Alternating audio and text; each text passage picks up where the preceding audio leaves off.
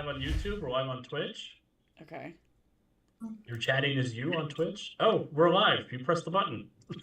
Here we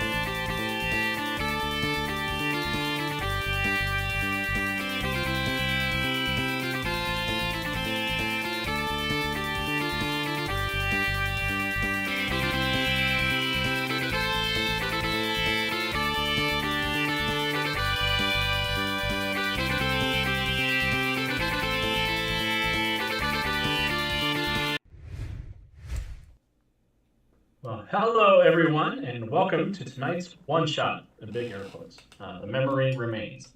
Thank you for joining us for your weekly dose of RPG shenanigans. This is a new format that I was we're trying out. ready as of a minute. Oh, hold on. I'm sorry, hold on. It is capturing somebody else's audio, and I don't know where that's coming from. Oh, that's not good. Audio that remains. Okay, I think we're okay now. Okay. Well, No. welcome to our new format. Oh no.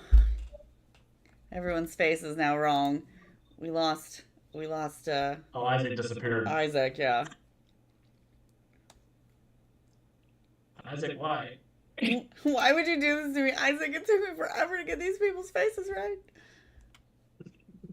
Okay. Now he's back. He's back. Everyone's in the Damn wrong it. place, but I will fix everybody. It wouldn't Damn, be. Miss Violet, are we still We're all echoing this going by Violet? different names. It's fine. I think the echoing was, Okay. I think, was Phantom Isaac. I think he, as he was leaving, he was the Phantom voice in the background. So, okay, Goddamn Phantom Menace. okay, I'm in the right. So, order. So while Puppy is fixing everybody's faces, hi everybody. Let's try this again. Welcome to our Wednesday one-shots. Since we are finished up with Freedom We Dark in the Multiverse of the Master Mage, we're going to be using this time slot to do a lot of RPGs with new GMs, with new games, new players. The only one we're checking off of that was tonight is new players. So say hello to our new friends, everyone. My name is Alex, and I will be your humble game master this evening.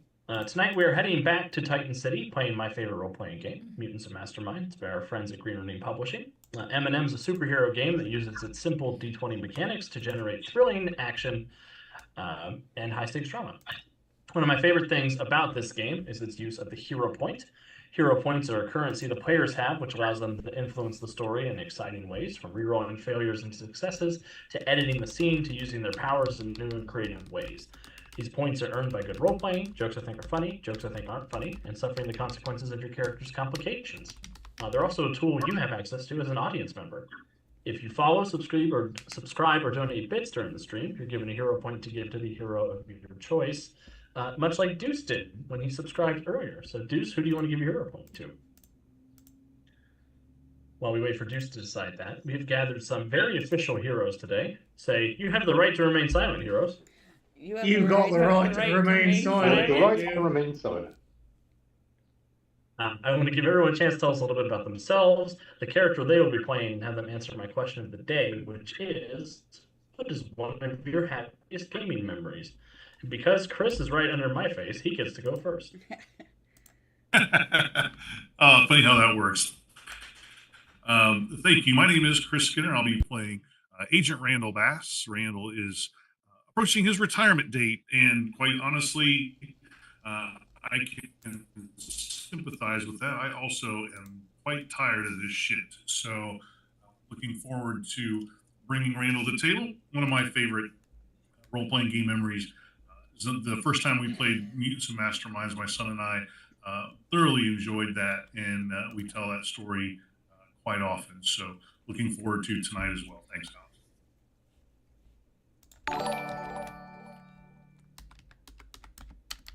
My pleasure. And we'll pass it over to Hunter, who's right next. Sounds like a plan. I will be playing Assurance Wilson, who is a zombie.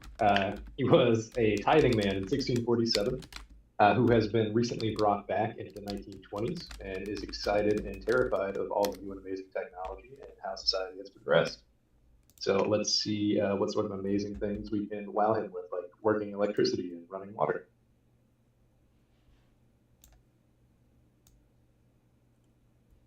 And we'll keep the chain going on to Rachel. I'll be playing Alma.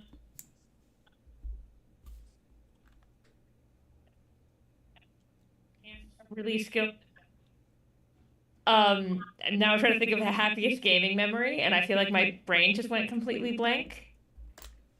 But I always enjoy when we're doing so that's when we do streams and I get to like dress up in a theme. Like we did like an 80s stream and I went full on 80s with my hair and I like being able to bring like other parts of my hobbies into gaming. Awesome. I love that. And I'll pass it down to Isaac from Rachel. Hello, I'm Isaac, and I will be playing Frank Brock, the large, intimidating, and definitely scary ogre who has a love of the culinary arts. He really just wants to hang out and have a good time and make sure everybody else is having a good time as well. He wouldn't hurt a fly, unless it got into his soup, and even then, maybe. One of my happy game memories happened when I was very young. I was, I think, early high school. I was playing Dungeons and Dragons all night with my dad. Alex was there as well, and we ended up staying up all night and then getting caught by mom in the morning and yelled at. But it was a good time.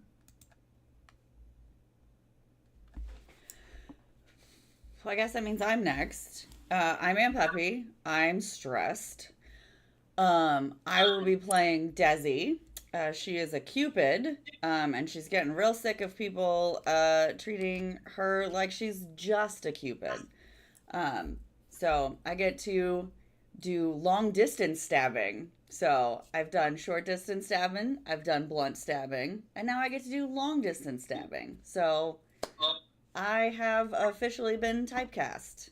So great. I love a good stabbing. Yeah, always love a good stabbing.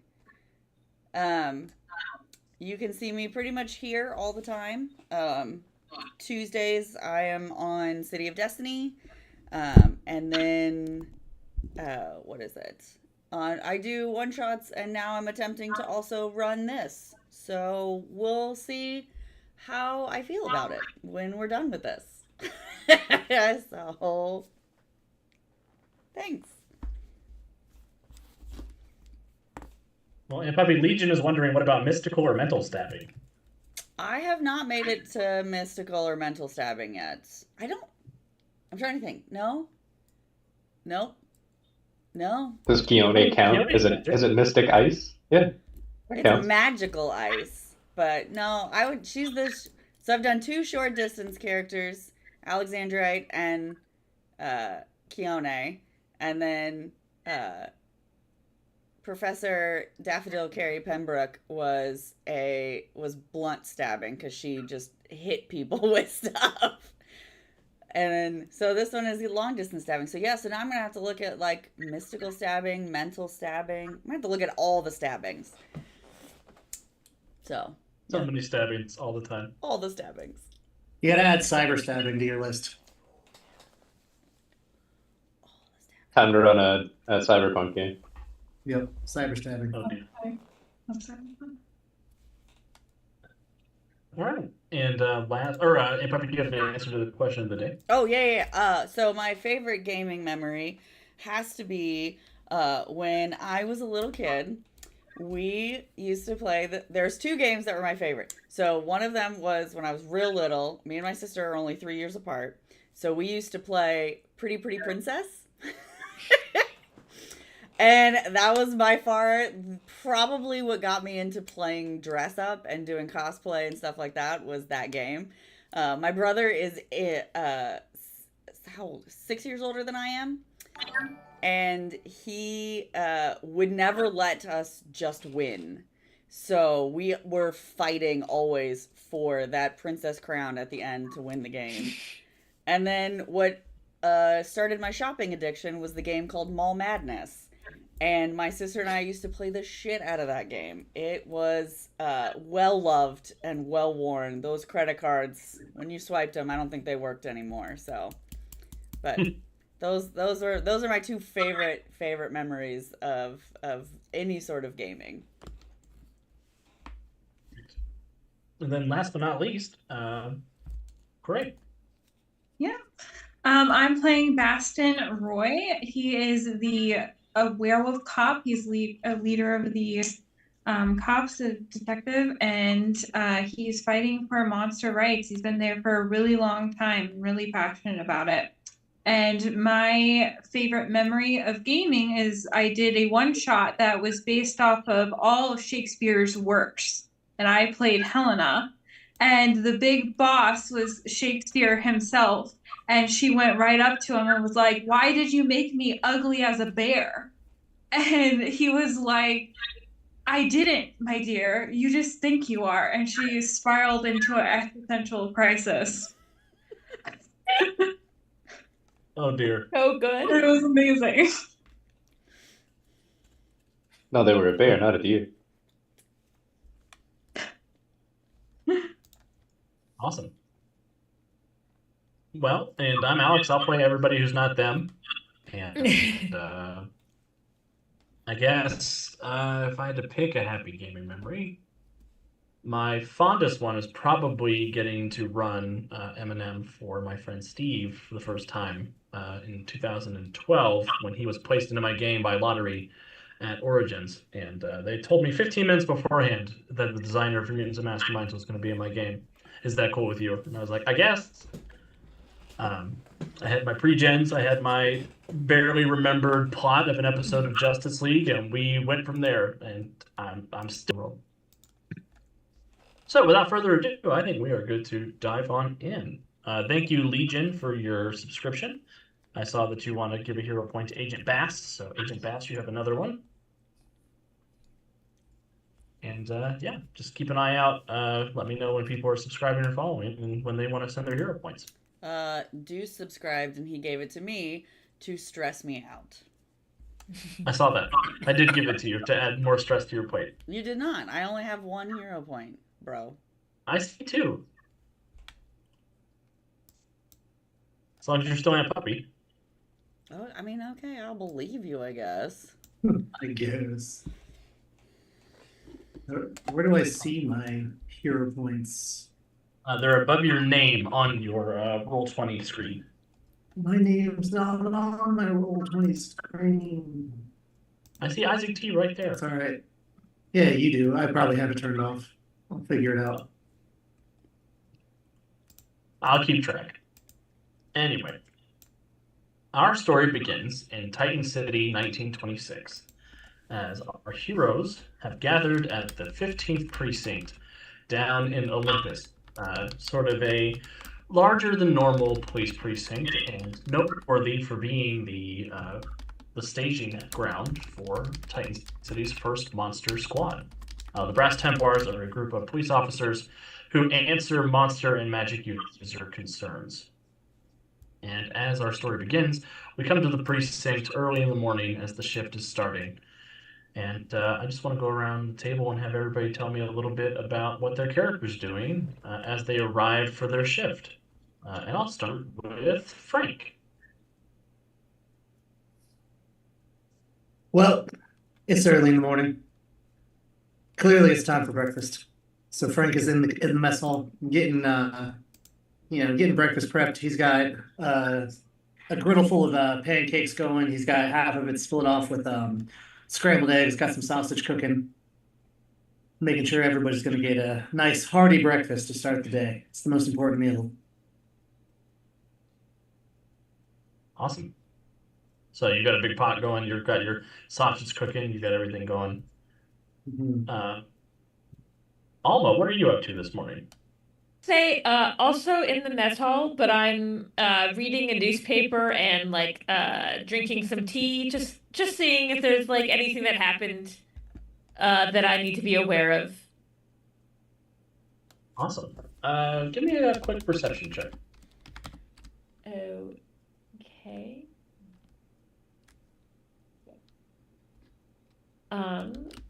So I got a 28 overall. Yeah, obviously a natural 20 for the first roll of the game. Starting strong. So with a I natural worry that 20 for the rest of my game because that's not usually my luck.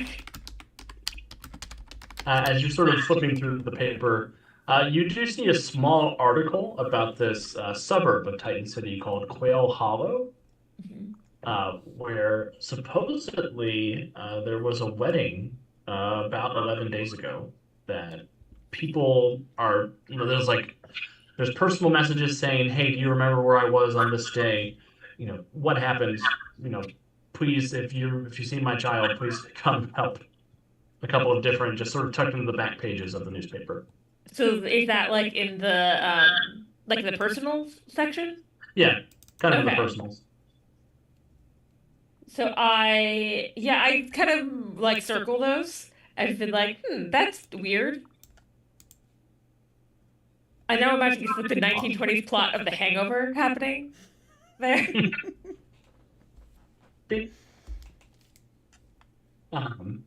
Assurance, what are you doing as this morning is dawning? Assurance has a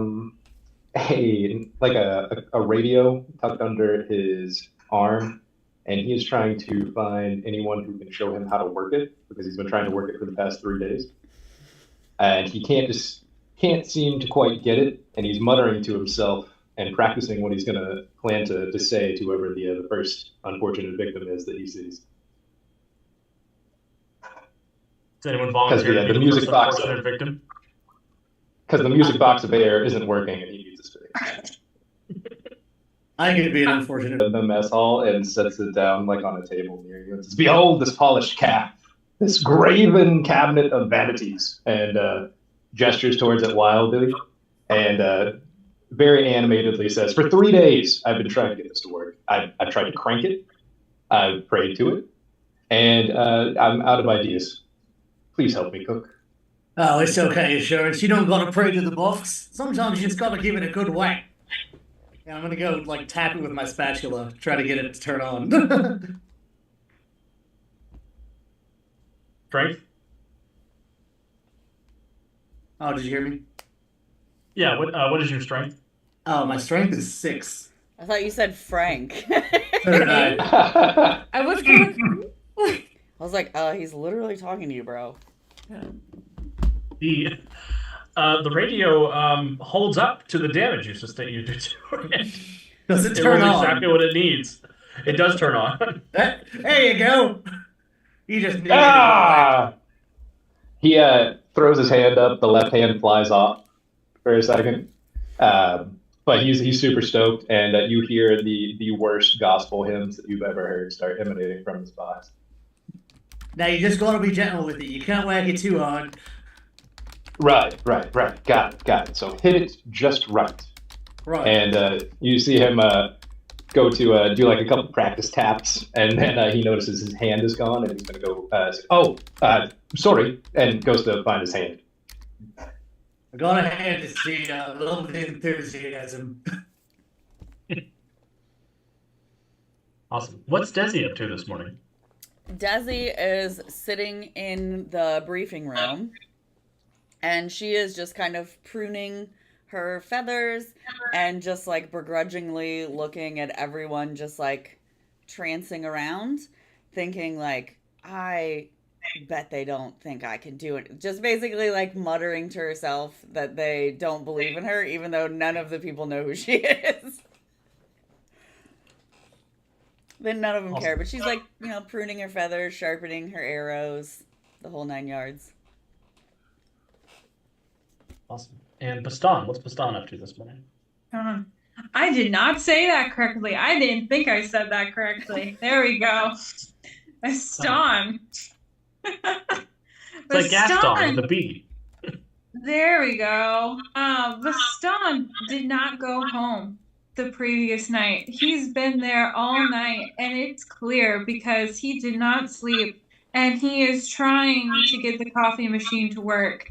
And it is just all that lack of sleep is coming out, and he's just not getting the beans in. It's not working, and he's just trying really hard, and things are breaking, but he's just still trying to get it to work over and over. He's gonna get it though eventually. Frank's gonna hand you a cup of coffee already made to your liking. Looks like you didn't sleep again, Bastion. Bastan, thank you. I'll get it right one of these days. I will too, buddy. I'll get sleep one of these days. Well, you just drink up that coffee. You enjoy that. I made it special for you. I did. Thanks. I needed it. So, Agent Bass, what are you up to this fine morning? Well, as I'm starting my last week, I'm trying very hard to stay out of the line of sight of the brass. So I swung by the local produce shop, got a couple of boxes from out back. I've got 2 boxes under one arm. I've got a cup of coffee in my hand. I've got my hat kind of pulled down tight, and I'm sneaking into the back door of the precinct late as usual, trying to get to my office so I can pack it up before they stuff me with another case. Well, unfortunately, as you sneak by the back door, there is somebody there waiting for you. Ah, Agent Bass. Thought you might come sneaking in this way. And it's your director, Preston Harrison is his name. Sort of a thinning, blonde man, sort of piercing blue eyes, sort of a cocksure attitude as he leans up against the wall. Chewing on an apple that you notice is from the same fruit stand you stopped at. Preston, are you following me already this morning? I just don't like to see good assets go just convalescent here. Yeah, you're not in hospice yet, Agent. I can see it from here. We have a case, and I need to take you downtown, real quick. All right. It's a very simple thing. It's just a consultation. I need you to work with a couple of cops on handling an intercity issue. Young. I mean, some of them are young. I think one of them's like 300 years old, though. So All right. he's new at being a cop, though. So I don't know if does that qualify as young in your opinion. Maybe. Yeah. Well, I got the car out front. Let's head on down, and I'll brief you on the way. All right. Here. Now stuff the boxes in your hands. Clearly, I'm not packing up today. So I'm gonna get every last good bit of cop juice out of you that I can. All right. Let's go. And the two of you ride on down to the precinct where everybody else is. And everybody else, you get a summons from Captain Robert Calder, who is the head of your precinct, and he's calling you in to meet with a couple of friends. There's a Department of Monsters Affairs representative, and Agent Bass, you are brought in along with Agent Harrison. And Agent Harrison will put up a map of a small suburban town just outside of Tidy City. And they'll wait for everybody to saunter in. Desi was already there, sitting at the front of the table, ready and waiting. Frank has a kielbasa hanging out of his mouth, and he's holding a plate, and he puts it in front of Desi. You gotta get your strength up, lassie.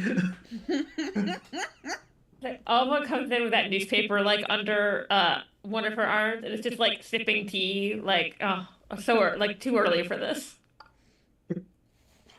Assurance is like front of the class and has a quill and parchment ready to take notes. I was expecting a chisel. As he's talking, you just hear click, click, click, click, click. Hold on, you're too slow. You're too fast. That's way too quick.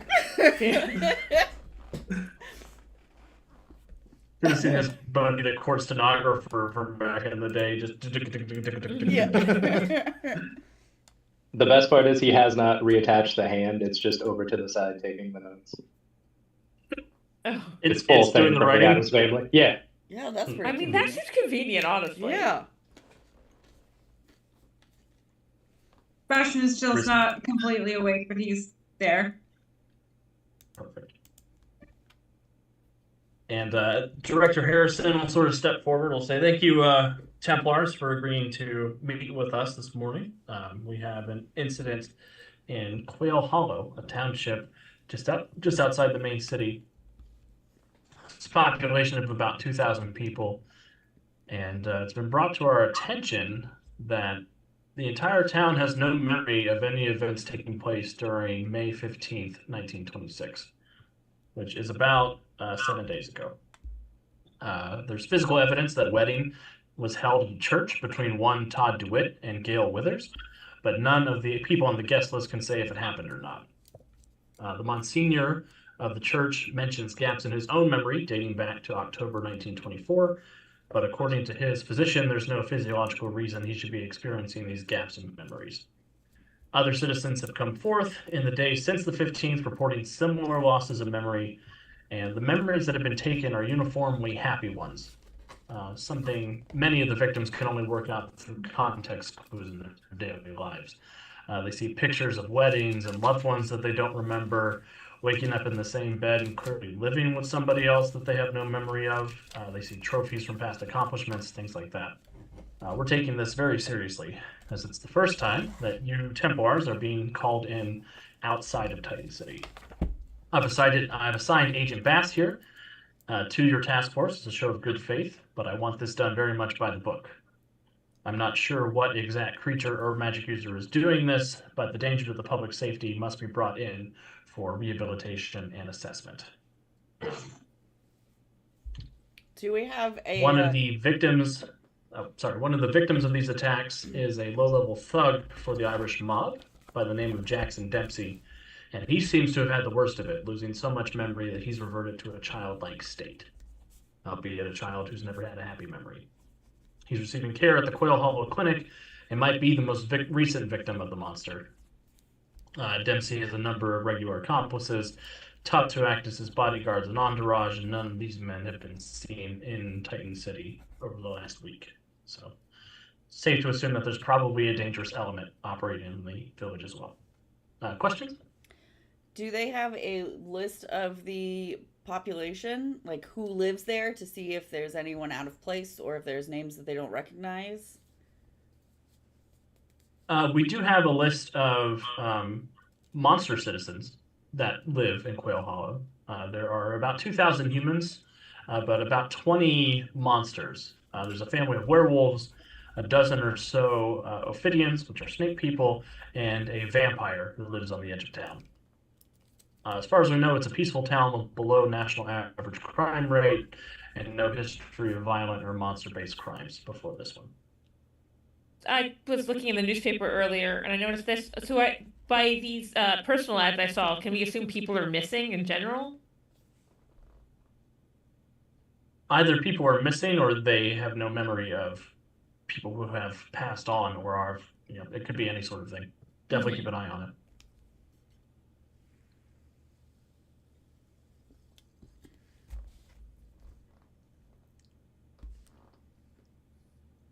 Do you think they'll eat meat, or you want me to just bring salads? Do I think the monster that you're looking for eats meat? Right. He's probably just hungry. Feels like he might eat memories. Well, I don't know how to cook that into a stew. It's fair. And Director Harrison also. My current working theory is that they've begun. I was going to say, my current working theory is that they've forgotten the Lord and thus have forgotten themselves.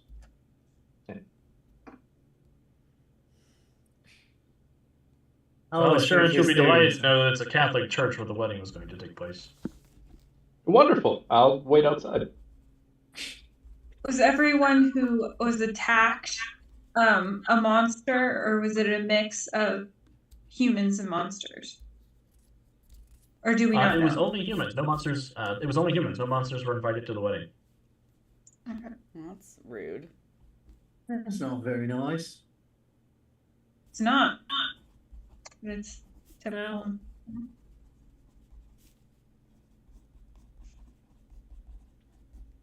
When do we leave? As soon as possible would be my preference. Was this an established town back when I was living, by any chance? Would I It was. heard of any crazy happenstances around them? Give me an expertise history check.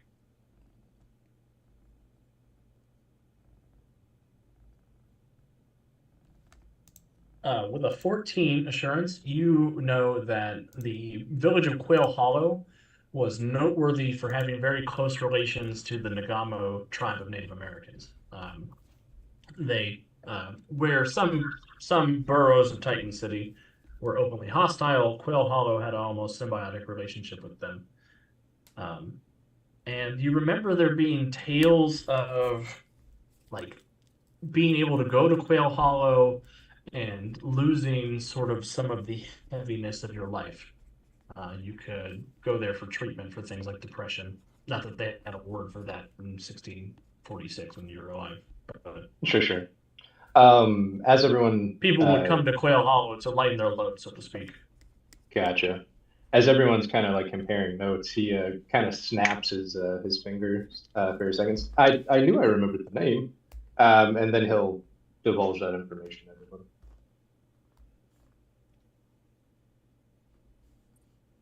That's interesting. I mean, now I'm wondering if something similar is happening now. It could be. I mean, maybe there was some sort of creature or spirit that these natives had a bargain with, a dream eater maybe, and now that they don't have that bargain anymore, they would have to be hungry eventually, one would assume. Mm-hmm. It just took 300 years. I mean, he has a pretty big he has a pretty he's actually not doesn't have that big of an appetite, but eventually he's got to eat. Right. Every snack, look, a snack every 300 years, that's not bad. That's too long in my book. I think you need a snack every like 20 minutes. I agree. Yeah. Well, you can have second breakfast on the truck, says Frank Harrison. You know, I'm gonna go pack some snacks for the road. What kind of sandwiches do you guys like? I think I'm gonna make some peanut butter and jellies. Pastrami. Pastrami? I can make a pastrami for you. Any other requests? Let's go with peanut butter and jelly. All right. Nothing for me, thanks. Oh, come on, you gotta eat to keep your strength up. I ate before everyone was awake. That was some time ago. He looks at his watch, tries to do the math, and that was some time ago. That was more than 20 minutes. Alma leans over and is like, just accept a sandwich or this will never end. I would love a sandwich. Just say yes or we will never come back. Yeah.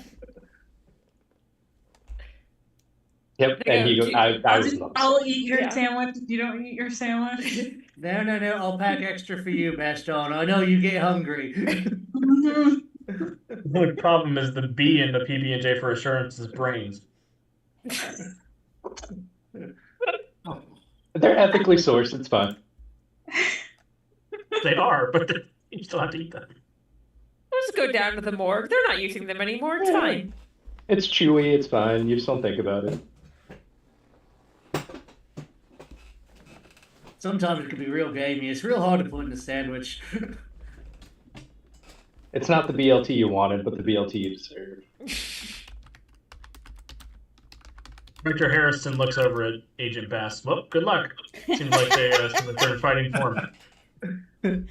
Also, Assurance, I have a question, if you indulge me for a second. Of course, Chef. You came over in the 1640-something, right? From Thereabouts.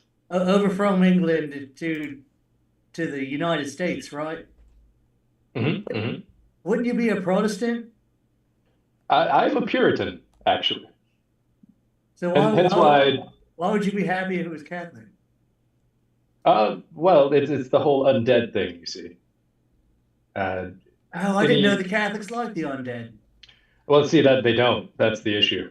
Oh, So any sort of consecrated ground, I tend to become very uncomfortable on. Sorry, you are able to go onto the consecrated Catholic ground because you don't believe in Catholic Got it. witches. Cool. Never mind. Catholics, I don't believe in them. oh, They're they not real. exist. I've never seen a Catholic. I've definitely seen one before. Can't be. And I go, and I think Alma's like, yeah, my baptism is not, it has nothing to do with this.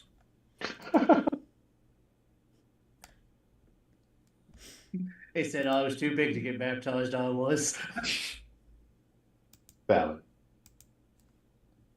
The only thing to Big remember about ogre the Catholics is that they're a bunch of liars and frauds. I'll have you know I'm quite petite for an ogre. The stream brought to you by the Vatican. Sponsor. Hashtag not sponsored, but willing. So you guys have a big police van that you can load up into, and you guys can get on your way after you load up all the food and stuff. I've got a nice big picnic basket. Desi is not going to ride in the vehicle. She's going to fly with them. Perfect. She needs to stretch her wings a little bit. Now that we know it's involved, well, they're like in the van, Alma's gonna like go over those personal ads more to be like, see if anything she can glean from them. Perfect. I'm sitting in the middle leading between to- Assurance and Alma.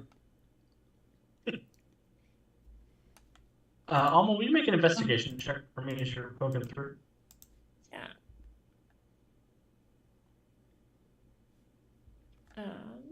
12 overall. With the 12 as you're going through, it's a lot of the same sort of, I can't find my wife. I don't know, I don't remember. I don't know if this person was in my house. What should I do? There's one ad from two parents, Jack and Donna Cullen, saying that their son has been missing for 7 days. He's a 13-year-old boy who is the altar boy at St. Dymphna's Cathedral, the Catholic church in town, where the supposed attack took place. Yeah. No, I don't think we can be sponsored by the Catholic Church. What? We'll just make another movie like Conclave. They'll forgive us. It'll be great. I point out. I guess I show this personal ad to them, and I go. I feel like we should talk to them. Missing kids always like that's always bad, and I feel like if he's an altar boy, he's definitely working that wedding, right? That would be If it was a Yeah. a Catholic wedding, yeah, he's gonna be working the wedding. And yeah, also I'm concerned about missing children, which I think is fair. Yeah, Yes, I think I think we that's should talk totally to fair. the parents. I think we also should talk to the person that was in the mob that's at the hospital that's under psychiatric care. Mm-hmm. I agree. Do we Or at want least to the doctor divide and taking conquer? Well, your initial point of contact is Sheriff Daniel Harper in town. He requested to meet with you guys when you got into town. But the Yeah. dividing and conquering is totally a fair strategy. I say let's meet up with him first and then divide and conquer. Sounds All good. right.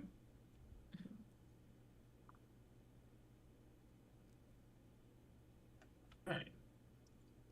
Well, it is a quick 45-minute drive out of Titan City up to Quail Hollow, which is nestled a little bit more inland from the coast.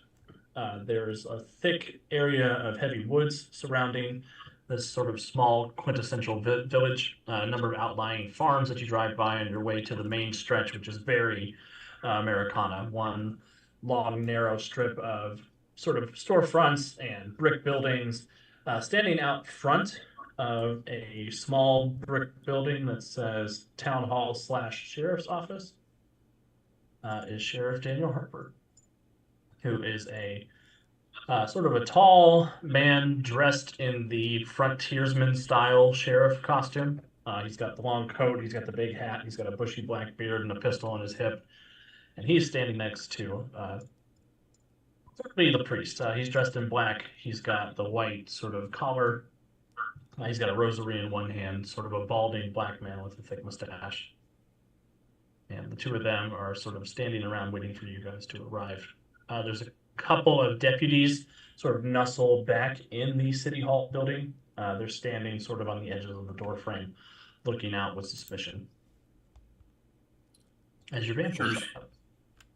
Yes, I'll go up and identify myself to the sheriff and kind of introduce myself. Sounds like you've had a busy week. Yeah, no kidding. You're the department guy, right? The Fed Raleigh? Yeah, that's me. It's really more about the team. We're here to help however we can. Well, it's nice to meet your acquaintance. Your monsters, they gonna come out? Or Desi would have Yeah. landed next to Agent Bass, kind of like not in a hero pose, but she would have kind of like landed gently next to him and tucked her wings in. the priest makes the sign of the cross at you and says, "It is great to have an angel on our side today." I think you'll be very pleased with the abilities of the assembled team.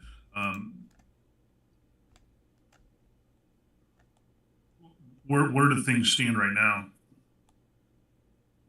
Well, Agent Monsignor Tremont brought it to my attention, but there's about 100 people in town who have memory loss.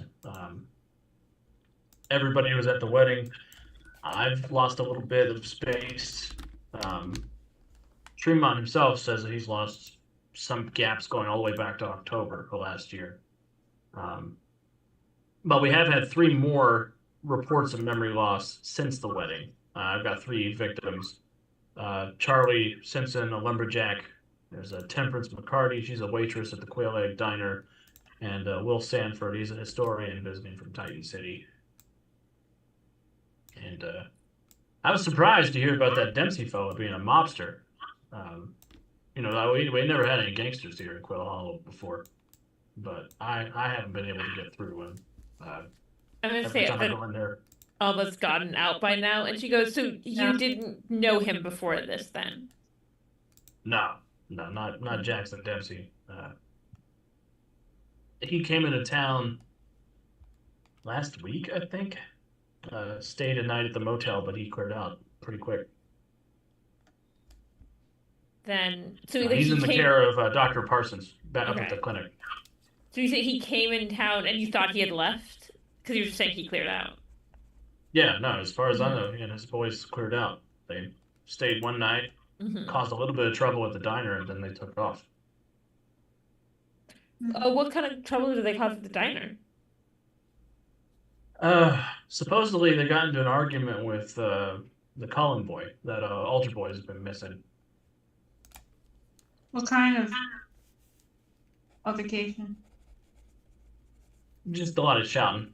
The Cullen boy yelled at them, and he took off. And they left in a huff. Just My remember, deputies. the Cullen boy is like 13 and these were grown men. Yeah. Okay. Yeah. Okay. He's like 13 in 1926, though. That's basically 35. He can work, it's fine. Math checks out. Is that the first time that the Collins boys gotten into it with anyone? Yeah, he's a good kid as far as I've ever known. He stuck with the church program. He hung out with some kids before he got involved, but as far as I know, he wants to be a priest when he grows up. That if he got mad at some mobsters, it's not exactly against him wanting to be a good church fella. Yeah. It's not exactly straight laced. Yeah. I don't know if y'all know, we did keep church sealed. When we noticed that the memories were coming in the next day, we took the food out and we just sealed it up so that when you guys got here to investigate, you could take a look in there. Thank you. And You said everyone at the Monsignor church. key. Okay, you said everyone at the church was for the wedding has shown symptoms. Was there anyone there that didn't? Like no, As far as I know. employees, no caterer, nothing. No.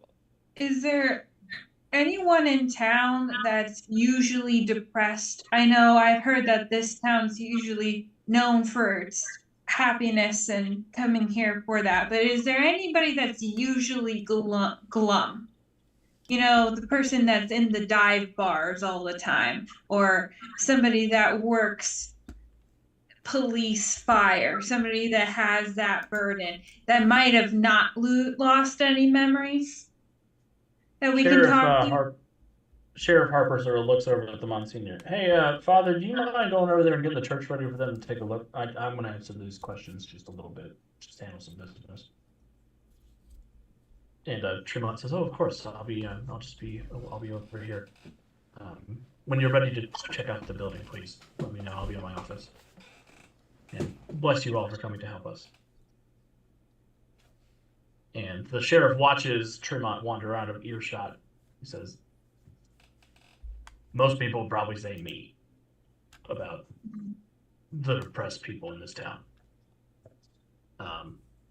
But I think it's a healthy amount of skepticism about the happiness all these people are feeling, personally. Tremont's congregation is one of the happiest group of people I've ever seen.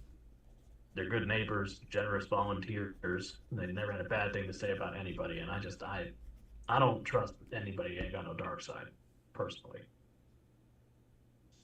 That's right, Constable. You never trust Catholics. Oh shit, your whole face is falling off, ain't it? Apologies. And he smushes it back up. I thought I had smoothed that out. One of the deputies faints. Oh no! Oh, Desi will catch him dear. with her wing and kind of lift him back up into place. Desi, will you give me a perception check? Oh no. Don't make While me this is happening, the truck is still shaking as Frank is struggling to get out of the truck. It's kind of rocking back and forth, and he's like got one foot out. He's like, "Hold on, I'll get there." where am I? 18. As you catch this man and put him back up, you notice with your soulmate sense that he and the other deputy are soulmates. Oh. She will, as she's lifting him back up, having fainted, she will push him a little bit closer to that deputy. Just kind of like scoop him up and move him over there a little bit.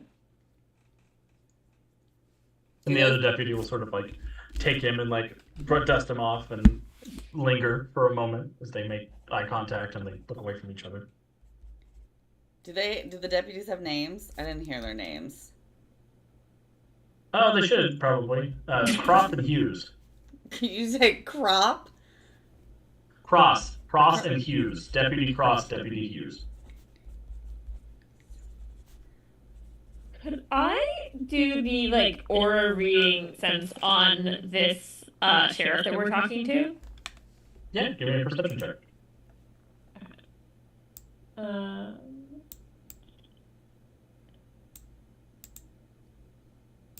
26.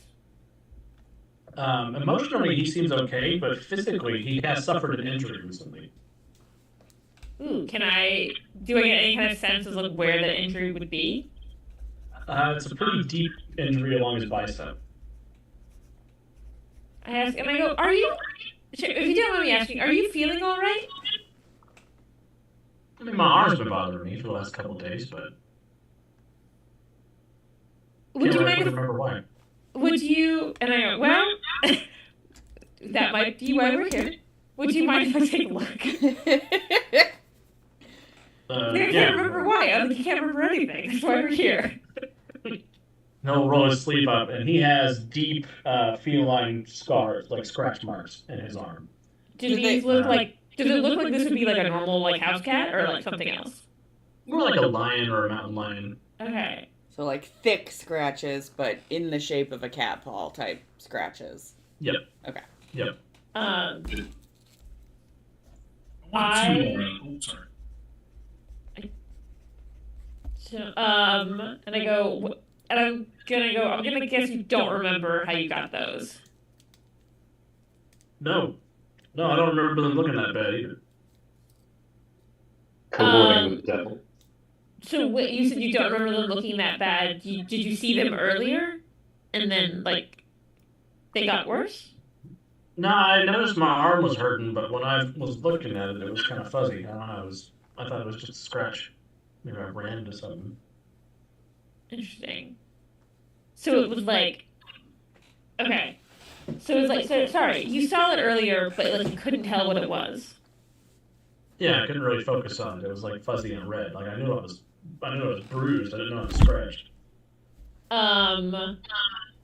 Interesting. Would the scratches be something I could use the scrying power on? Yeah. You can certainly try. Yeah. Would I need to roll for that? So ordinarily it would be a perception check, but since you already got a 26 on your last Yeah. perception check, I'm just going to carry that over into this one. Okay. As you're sort of examining it and sort of, what does your scrying look like when you do that? I want to say like because her powers come from a necklace that she wears, so I'm gonna guess like her eyes start glowing the same time as the necklace glows, and their eyes kind of glow the same color. Is it her hand just kind of like hovers above it? Awesome. And as you sort of have this vision as you're projecting your consciousness almost back in time, you do see sight of a large paw scraped down his arm. And as you sort of look up, following the trail of the damage, it's definitely a feline creature, but even in this magical memory sense, it's fuzzy and it's hard to get a look at. All you notice are its piercing yellow eyes coming from this almost like TV static shape. Okay. So we saw the injury perfectly fine. We didn't see any sort of haze over it. Correct. Okay. Okay. Do I get any like particular animal scent coming off of the wound? I think you should What? aggressively sniff the wound. Just make it extra uncomfortable. Give me the deep smell. It smells like it's been a couple of days since this attack took place, but you do get a sort of dander fur smell. It's not something you've ever smelled before. Interesting. And it's not lingering in the area. I can't smell it anywhere else. Okay. I'm gonna hand the sheriff a band-aid. It looks like you need this. Now An oversized Band-Aid? I'm questioning when Band-Aids were invented now. Oh, that's a good question. I don't know. I think it's before. I'll hand him the old It's the Band-Aid. 1800s. Oh. Yeah. Band-Aid was invented in 1920. 1920. Oh, it's It's brand a new new. thing. Yeah. Wow, amazing. Newfangled device. Yeah. What is the second skin? Oh, they started packing these in all med kits, and they're like sticky on one side. You put them on boo-boos. This is amazing. And here I thought the airbox was amazing.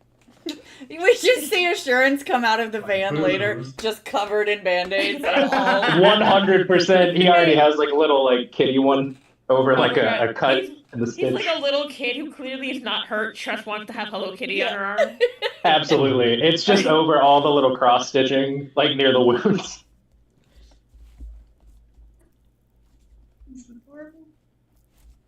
So Desi but I'm will. I was just gonna tell everyone about my vision and say I was like, interestingly, even when I was scrying it, I could see it clearly. It seems to like affect even my abilities. It doesn't want me to like remember it. Oh, he's You just do get a shy. little, I mean, scale-wise, the cat itself is probably 8 to 9 feet long. It's a very large cat. Okay. Yeah. Would that... Sorry, go ahead. No, I was gonna repeat that in character. You're fine. Gotcha. I was just going to ask, would that spark anything like crazy belief-wise that I would remember from back in the day? I was just wondering if I could roll a religion check. Maybe I think it's a specific demon or spirit. Yeah, you can make a religion check, and Agent Bass, you can make an expertise monster check if you have that. Desi is going to ask Deputy Cross and Deputy Hughes to look at the wound as well and see what they see on the wound. They sort of look at it and they look at you and they say, I can't even make kind of fuzzy. Okay. And Agent Bass, for you, it's also sort of fuzzy. Since I forgot Agent Bass is here and is a regular human. Okay. I'm just a regular human man. Just a regular human bartender. I'm just your everyday normal guy. It's a 19 on the religion check. 19 and then 13 for Agent Bass's monster check. The two of you sort of putting your brains together are able to come up with legends and folklore about a creature native to this area called the Glowacus. Glawackus. I'll show that in chat.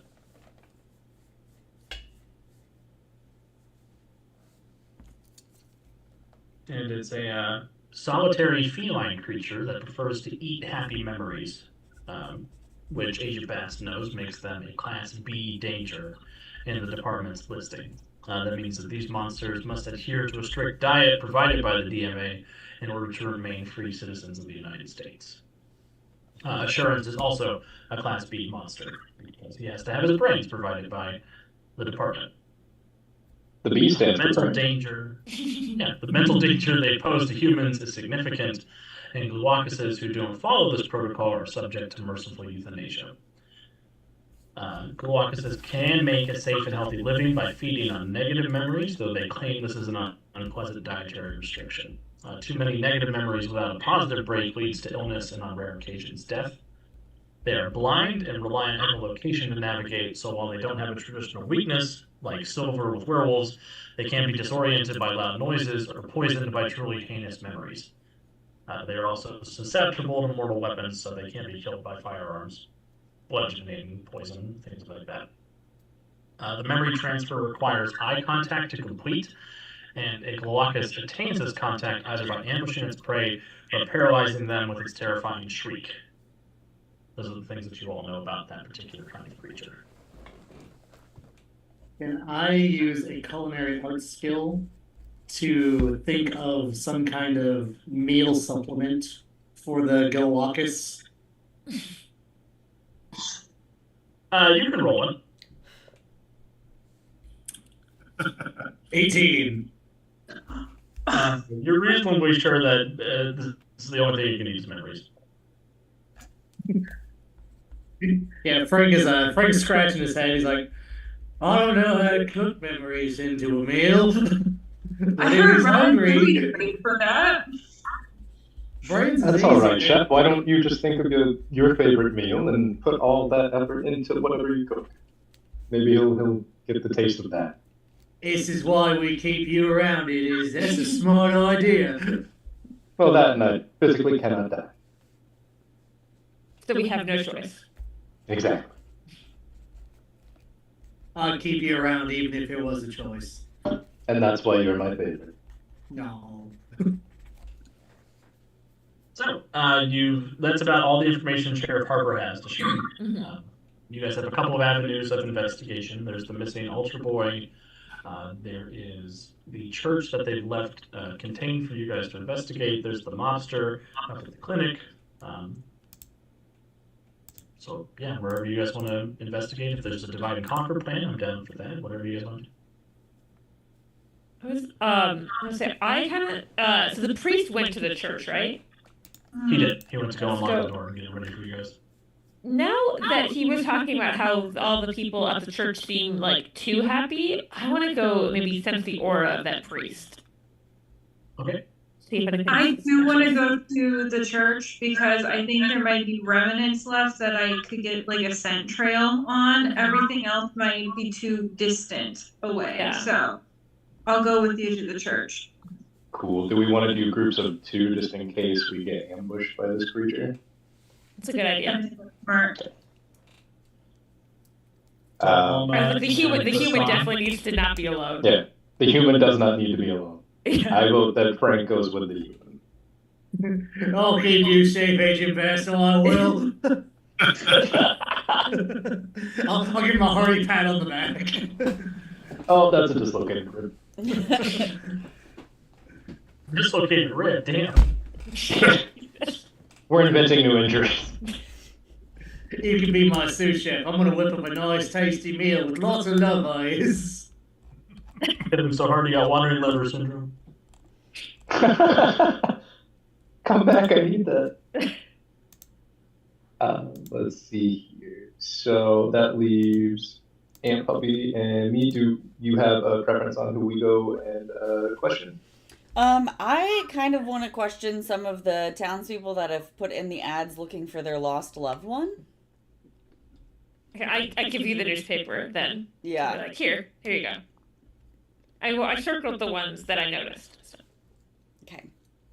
Yeah, I think that So the will be ideal. probably the easiest one of those would be to go to John Collins' parents, the Ultra Boys' parents, to start. Okay. Okay. I will let you lead the way, my dear. I believe an angel is going to be presented a little bit better than a shambling mass of flesh. Probably pretty accurate. Hey, don't be so hard on your self-assurance. Yeah, I heard the Catholics like zombies, they do.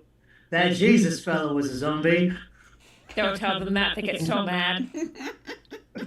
It's a common misconception, actually. We can talk about it later.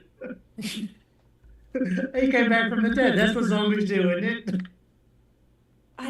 It's also made a lot of people drink his blood, so maybe he's a vampire? He could be a vampire, maybe a ghoul. I'm not saying you're wrong. However, we need them on our side. I'm saying we need research. We can So, debate this later. Church, Alma, Baston, the Collinses, Desi, and Assurance, and then Frank and Agent Bass. You guys going to the hospital, or I know you guys are going together somewhere, but Well, I'm following Agent Bass, and I'm planning a meal while I'm doing so. Yes, the hospital. okay. My goal is to put enough happy thoughts into this meal to make it infused with memory juices, if you will, marinated. A memory brisket. Yeah. Oh, I bet he'd love a brisket. just a happiness hamburger. Yeah. It is a cat, so meat probably is a good choice. Sure. Good thing I brought my smoking kit. Desi's just like, that's why she flew. There's no room for her in there. I mean, not with the To give smoking kid. everybody a The hero full points omelet. since you guys are splitting up. Oh no. Bum, bum, bum. For no nefarious reason, I'm sure. If I'll you would- start with Alma and Baston heading off to the church as you guys split up. Okay. You guys do have Rocky Talkies, these little stones that you guys can talk to each other over. They pass magic messages of 100 words or less. I I will be right legitimately, back. I gotta let my dogs out, so. I legitimately thought you just said walkie-talkie wrong. No, they're Rocky Talkies. They're Rockies. I was like, I don't think that's the word you were looking for. Yeah. But Like, you just inscribed the symbol for talk on the rock, and it's way cheaper. Yeah. accurate. So, are the hero points supposed to be on the character sheet? Because I don't see anything written on my thing. They're on the Roll20 page, so they're right above our pictures. Or names, if you just have names. Okay. Yep. You can also turn it to where it's just names if they're in the way. Oh, on the... Okay, I was looking at my character sheet. Okay, I see it now. Thank Yeah. you. I use them as a card you can play so that you can Yeah. spend them if you want to. Mm-hmm. All right. Well, over at the church, Monsignor Tremont is there to greet Alma and Baston as you guys arrive. He gives you a sort of a knowing nod, says, "Welcome to our welcome to our church. We kept it sealed ever since the attack, but I would really like to get services back going. Of course, I'm sure the people are going through a hard time anyways. It would be nice to be able to, for them to have their place of prayer again. Yes. The Cullens were nice enough to loan us their barn for this week's sermon, but it's not an ideal permanent solution. No, they also they must be so worried. Yes. I would like to sense this priest aura and see if if he's suspiciously nice. Sure. So you just walk into the church check. and your eyes start glowing like a demon. I would say that was describing. Is that how the aura reading works as well? Like, you just walk into a church and No, you're like, your eyes don't need to go Yeah. for the aura reading. Wah, wah. Okay, good. I thought I was like, I don't know. I'll wait for him to leave, start glowing. 22. With a 22, physically he is okay. Mhm. Emotionally, it seems like there is not much beneath the surface. He is almost like bereft of any ulterior motive or anything other than just what is happy and at surface level for him. Yeah. Which is So, like- not the way you've ever seen somebody. Like, I feel like I was like, yes, it's nice to meet you, and I'm just staring at him like, what is wrong with you? Like, Yes. You're just giving him a very, very long handshake. yeah. Like, I feel like I've met a video game NPC in real life. Like, Yeah, it's kind of like that. yeah. You think the damage he suffered is probably more extensive than the sheriff knows. Okay. So you And said so you said it's just surface level happiness. Yep, like there's no there's No nothing depth. beneath the surface for him. Okay. Right. And this is me just trying to glean with how much memories he's lost. And I go, so did you grow up in this area? He sort of looks. I don't remember. You don't remember where you grew up? I'm gonna guess this guy looks. I'm gonna guess he's at least 40, right? Like he's not Yes, yeah, he is older. Yeah, but I was like, oh, he's also he's not old enough that he should have dementia. Is my No. yeah. Sort of middle of the lifespan. Old. Yeah, and I go, That's rude. hello, middle-aged man. How? And I go, and what made you decide to become a priest?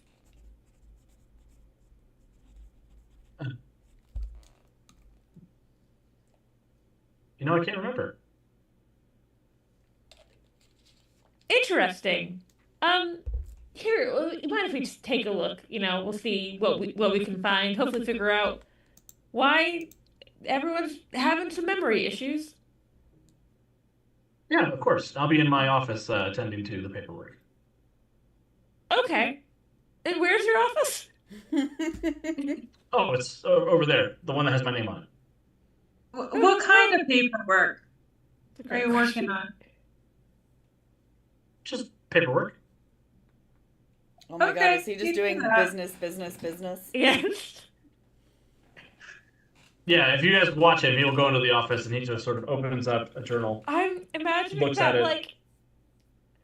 that episode of Parks and Rec where there's a congressman. He just sits there and smiles. Yeah, kind of. So So as soon as he closes the door, I go, there is nothing in there. nothing. It's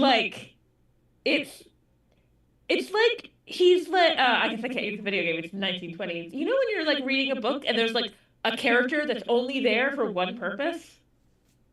It's like he's that. Hmm. I hated it. It's so disturbing. He doesn't remember his And childhood or apparently why he chose his vocation? I wonder if he still has faith, or if all that was taken Oh. out of him. Because if Interesting. that had happiness to him, is that why he chose it? I don't know. I would hope a priest. Sorry, I would hope that like his face would be a happy memory for a priest, but Yeah, I don't know. I don't know. I'm concerned if no part of his childhood was a happy memory. I would. I mean, if it wasn't, he would still remember it. Yeah. Okay. I guess we should look around. And Yeah. I look around to see if there's any like traces of scratches or if I can still smell anything. Yeah, Gaston, I'm going to give you a hero point for no nefarious reason. Okay. Don't ever believe him. Oh, And by him, I don't- mean Alex. Yeah. Well, I I'm don't trust- susceptible don't to trust ever- high-pitched noises, and I've been afraid of that this entire time. Will you give me a perception check? Gaston, Yeah. Yeah. Well, I was gonna ask about Also for no nefarious reason. Yeah. Did that do a thing? Yeah, roll. Well, it Okay. rolled for Alma. It rolled for me. I just happened to get the same thing twice on perception. It also rolled for me, but for some reason it's coming as a GM roll from Gaston. Okay. Oh, Did you play? Well- Did you play him last time? No, I think I clicked GM roll instead of reduced animations, so that should fix that. But Okay. Gaston got a 15, Alma got a 22. As you're both sort of poking around, nosing around, Gaston, you do see evidence of scratching coming up from the basement of the church. There are some thick claw marks in the walls leading from downstairs upstairs. Alma with a 22, as you're sort of looking around, you notice the confessional has almost like a seam around the bottom of it. It looks like the confessional might lower into a different level. Okay, I would like to try and scribe that. I'll let you keep the same roll. Okay. So as you're sort of scrying the confessional, sure enough, you sort of do your post-cognition thing, and the parishioner side of the confessional does lower.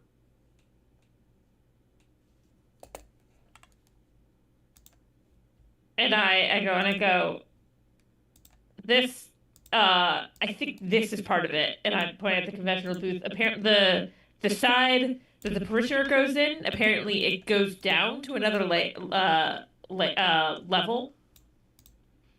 oh.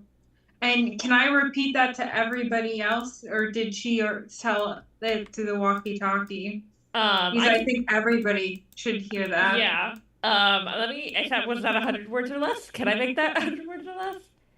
Yeah, you can make that 100 words or less.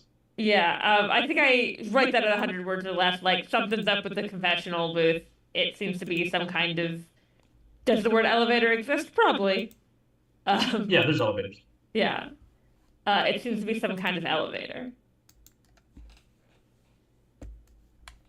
And I put that on the walkie-talkie for everyone to hear or see, however it And works. can I go over there and smell if there's anything coming from the trapdoor elevator thingy? Yeah, you get the same smell that you smelled on the sheriff, that sort of feline dander smell. And I tell Alma that I smell fur, female, female, feline. Might be female. It might be female. Is that cup of coffee hasn't kicked in yet? Yeah, Still waking up. I didn't have my sandwich yet. It's been 20 minutes. Frank is freaking out. Nobody's eaten their sandwiches yet. Yeah. I just hope you didn't grab the wrong BLT. Oh, no. Damn it. Okay, Deuce, fine. Have a hero point. A hunter. Not even Deuce, you're hunter. Deuce isn't even here. I'm That is telling him. That is an insult. He's in chat. That's not an insult. That's one of the best compliments I've ever gotten. What up, Deuce? We're not talking But about yeah, you. and I go, I don't know if we should go in there, just the two of us, because I'll be honest, this seems real suspicious. I think we should go in there, but I think we should wait for everyone else. Agreed. And then I think I kind of look back towards the door with the where the priest went. I just shudder. I just at the existence of him. The lack of any memory or personality. Really messed you up that bad, huh? The lack of existence of him. Imagine if you like every time you touch a person, you'd be like, "Here's like a flood of them as a person. How lovely," and then just nothing. Terrifying. Like the idea of an NPC is that character's worst day, for sure. Yeah. Awesome. Well, meanwhile, at the Cullen home, we join an angel and a zombie on their way to go talk to some traumatized parents. I guess technically we're both undead, so. Yeah. We're like So Jesus. It's fine. Yeah. If we're both undead, how do you get your skin to stay on? Just on in That general. feels like a very personal question, and I would prefer not to answer. Entirely valid. I'll do more Most a lot of research. staples. He It's just snaps another band-aid over his forehead to keep it on. So she'll walk up to the front door and knock. There's a moment as somebody comes to the door, and you do see the dad answers the door, Jack Cullen. I was gonna say, my soulmate sense, is it an immediate thing, or do I have to touch them? You can see it from afar. Okay. They are not soulmates. So the wife and him are not soulmates. Okay. No.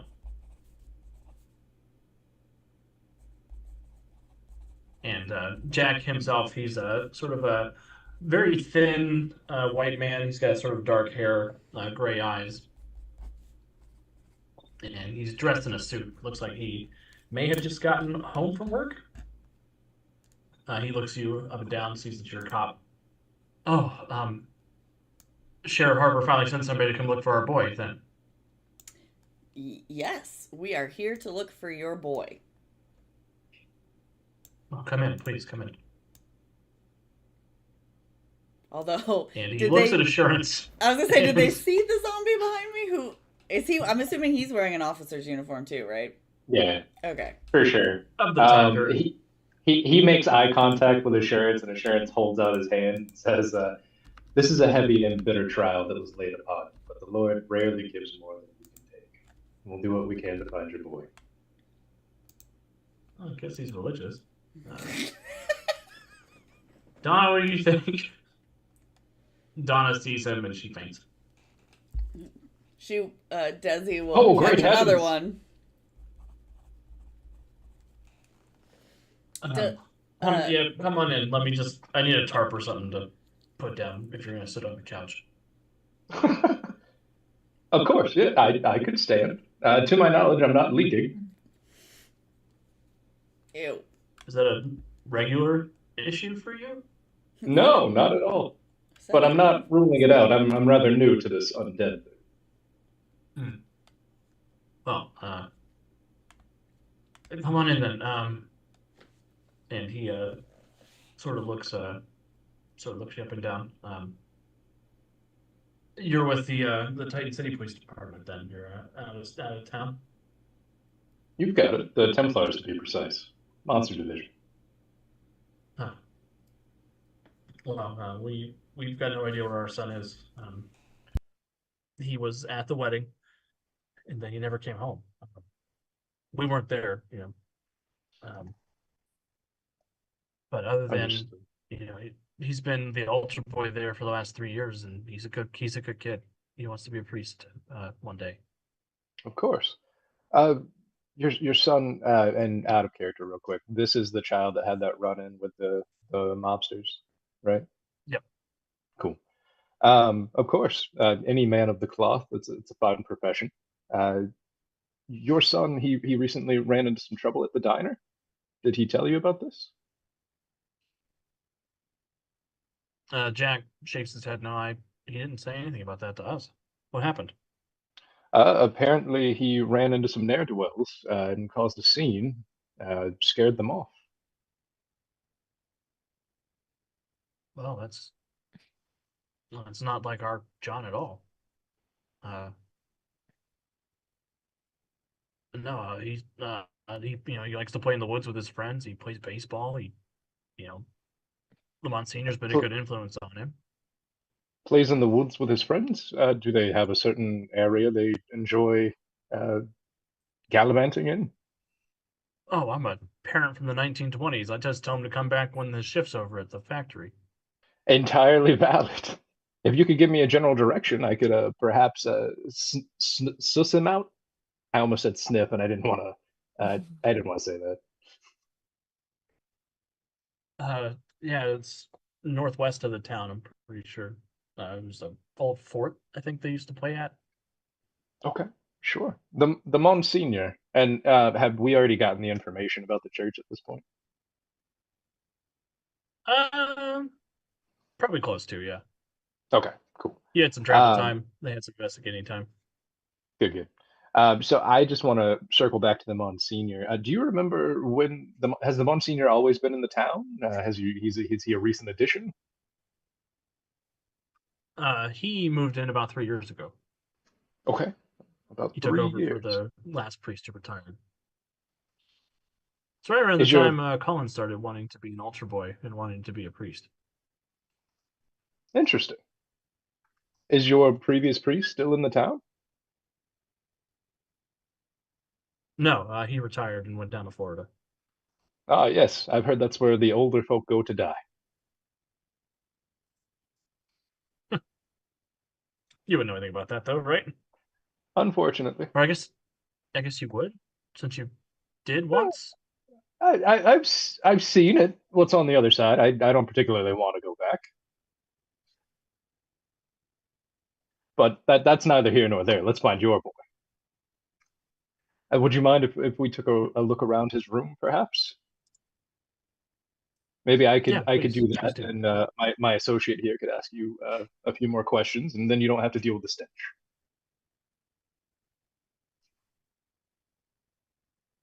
I wasn't going to mention the smell, but Yeah, yeah. I'm well aware, even though my nose doesn't work. And he gets up, does like a little former bow, and says, "Which direction do I need to go?" his room's the first one on the right upstairs. Yep. He's gonna go to walk out. Can I, when he neither of them are paying attention, I want to pluck one eye out if I can, and just have it like in the room to watch and keep an eye out in case anything he goes down. Yeah. Where are you tucking that eyeball? Yeah, you just see Desi kind of see you do it and go, huh.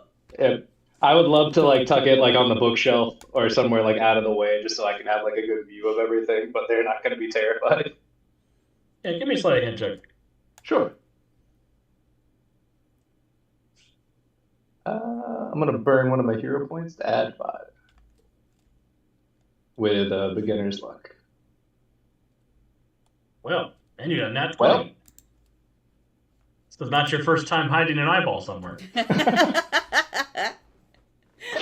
not my first rodeo. Yeah, with a nat 20, you get a very good bird's eye view, and you think it would be very hard for them to notice it was there if you didn't want them to notice. Cool. I mean, And then I will. The bird thing because I have wings? That seems rude. And a little specious. Yeah, it's a species. I can't say it. No. Species. That's okay. You don't have to. I got you. Yeah, specious. It's a lot of tongue in there. My bird friend can't advocate for herself, therefore I'm advocating for her. Your bird friend grew up with a slight lisp when she was younger, so. While Assurance goes upstairs, Desi, do you have any other questions for the parents? So she's going to kind of use her romance knowledge and skill set expertise and is going to try and kind of see if she can gather like how they met, how the child came about, like trying to see if there are any memories that they have past just the moment the child, because they said they weren't at the wedding. So I want to know what they know. Like, do they have the memories unlike what seems to... Because I'm assuming we were told about the priest, too, how there's nothing behind his eyes. Yeah. So I'm gonna He's just see. in the If, office doing paperwork. yeah, yeah. Just I feel like he's just in there like, just like tabbing papers down and scribbling, My- just like nonsense. my The job- pen hasn't had ink in it in Yeah. like 2 years. My job is church. Yeah. church. And you're so good at your job. Yeah. He's like Ken. Yeah. His job Yep, is church. absolutely. He's just priest. Oh my god, I'm gonna have a church off. Oh, he's gonna church you I'm off. just priest. But yeah, so she's gonna ask questions like, how did you guys meet? What was your first date like? Trying to kind of use kind of the, I imagine like when she's kind of using this skill set, it kind of gives them like a, like the butterflies in their stomach and like there's like sort of the, like Disney princess kind of like sparkly kind of feeling around them. They may not necessarily see it, but like that kind of is the vibe. Give me an expertise romance check. Okay. And that is a 23. With a 23, you get a very long list of memories, and they don't seem to have been affected at all by whatever's going on in town. So they have they're able memories to give you. far back. Yeah, they've got memories from before the last 3 years. They remember, meeting. They remember the what's that kind of dance? The Sadie Hawkins dance where they where she where asked him to come out. Yeah, where the girls ask the boys. Mm-hmm. Okay. And they had to raise the barn in the backyard for their own wedding, and they almost didn't get it done in time. And as this conversation is happening, you notice that their soulmate meter is going up a little bit. Interesting. And there's a warmth between the two of them that was not present when you walked into this house. Okay. So the missing kid definitely is depleting the soulmatistness. Seems like it's definitely driving a wedge between the two of them. Okay. Do they I'm asking you like in the third person. Do you guys recall what your son did the day of the wedding? Was it a normal routine, or did something seem off about him that day?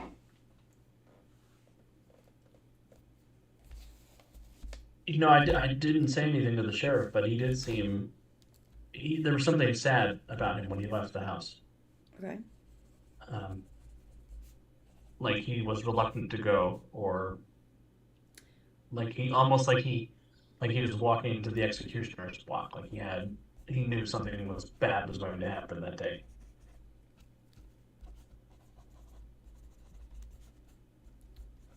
Do you recall any weird sounds the night before, or any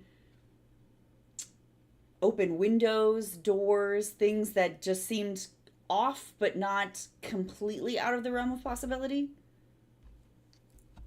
No, nothing like that.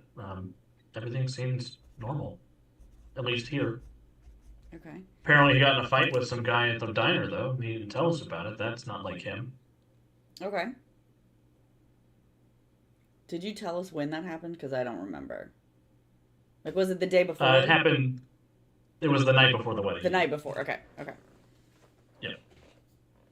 But when he came home the night before the wedding, everything seemed normal. He didn't seem disjointed, out of place. He seemed a little upset, but Okay. we didn't ask him about it because we're distant. It's valid. Kids will be kids. Because we're 1920s parents. Yeah. You don't got feelings, son. But you do have cigarettes. We're a Lucky Strike family. You got war bonds, but you don't have feelings. Right. I mean, neither does the priest. So. The priest has nothing. Okay. Do I kind of looking around? Do I notice any sort of things that seem other than the creepy eyeball looking at me? Do I notice anything else that seems out of place? It blinks.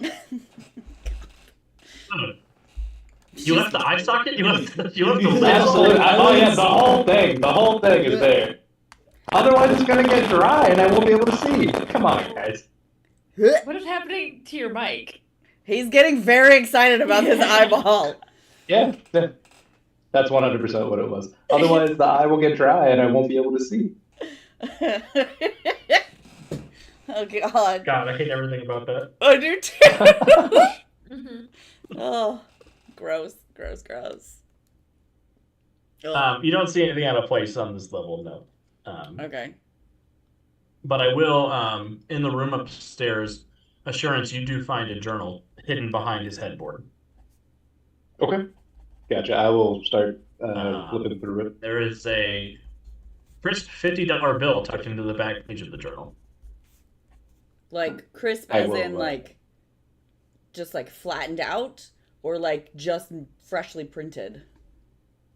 Not freshly printed, but it seems like it's new. It seems like it's Okay. well cared for and like it should not be his.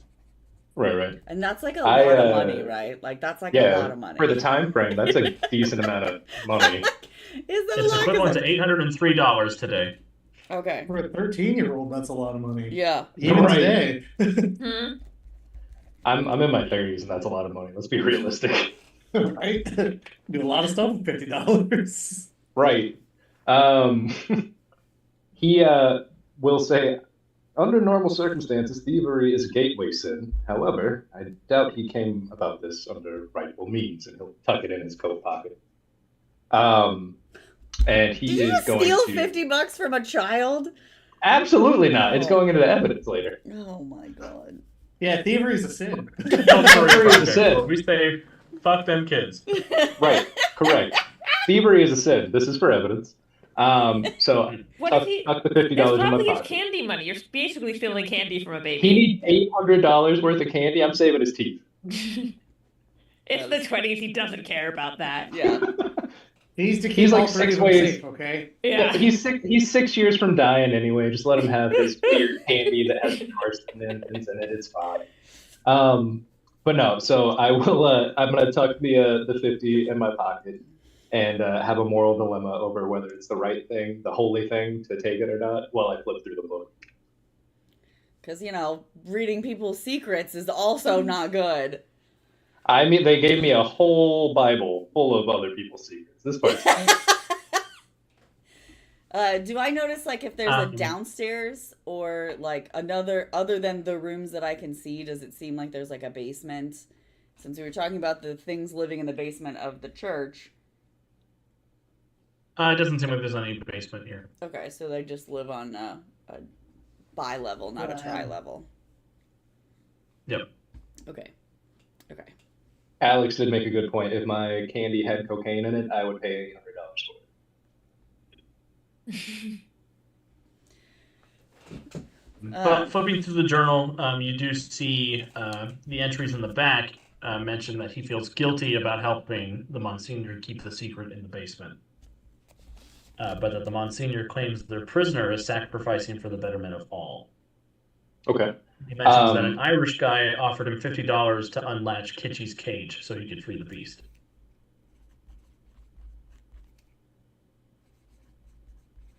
Gotcha. As I'm flipping through this, I am also saying it into the Rocky Talkie, just to let everybody know. Is this like a speaker? Like, are these parents now hearing this?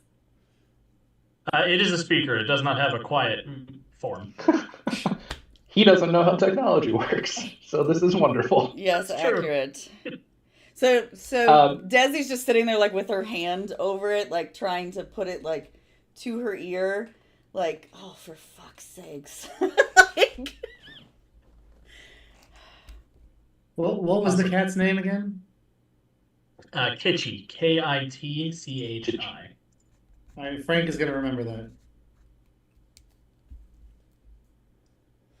the best part is that it's 100 words or less per Rocky Talkie, and I can just see that Assurance is just continuing to talk without letting go. Right. So it's only like bits and pieces because he's like, oh wait, and then it's like he forgets how many words He's like, I don't know how this He thing does works." not count at all, and then he just stops and starts. It's just like how you assume an old person would use Twitter. Oh, here goes assurance opening threads again. Let me take that away from where it. was Kitschy's? Sorry. Where was Kitschy's cage? In the basement? In the basement, yeah. Basement of Okay. the church, yep. So that's where the smell yeah. was coming from. So it Yeah, might not. I just stare at the confessional booth and it's like, ugh. Like, So it might not be there anymore. We might be able to go look at it. true. But To be fair. Meanwhile, at the hospital. Oh no. yeah. Oh no. So Frank and Agent Bass, you guys are making your way up to the hospital. It is 8:47, so we should probably take our 5-minute break before we dive into this. But that's up to Aunt Puppy, not me. Oh, yeah, that's me. That's me.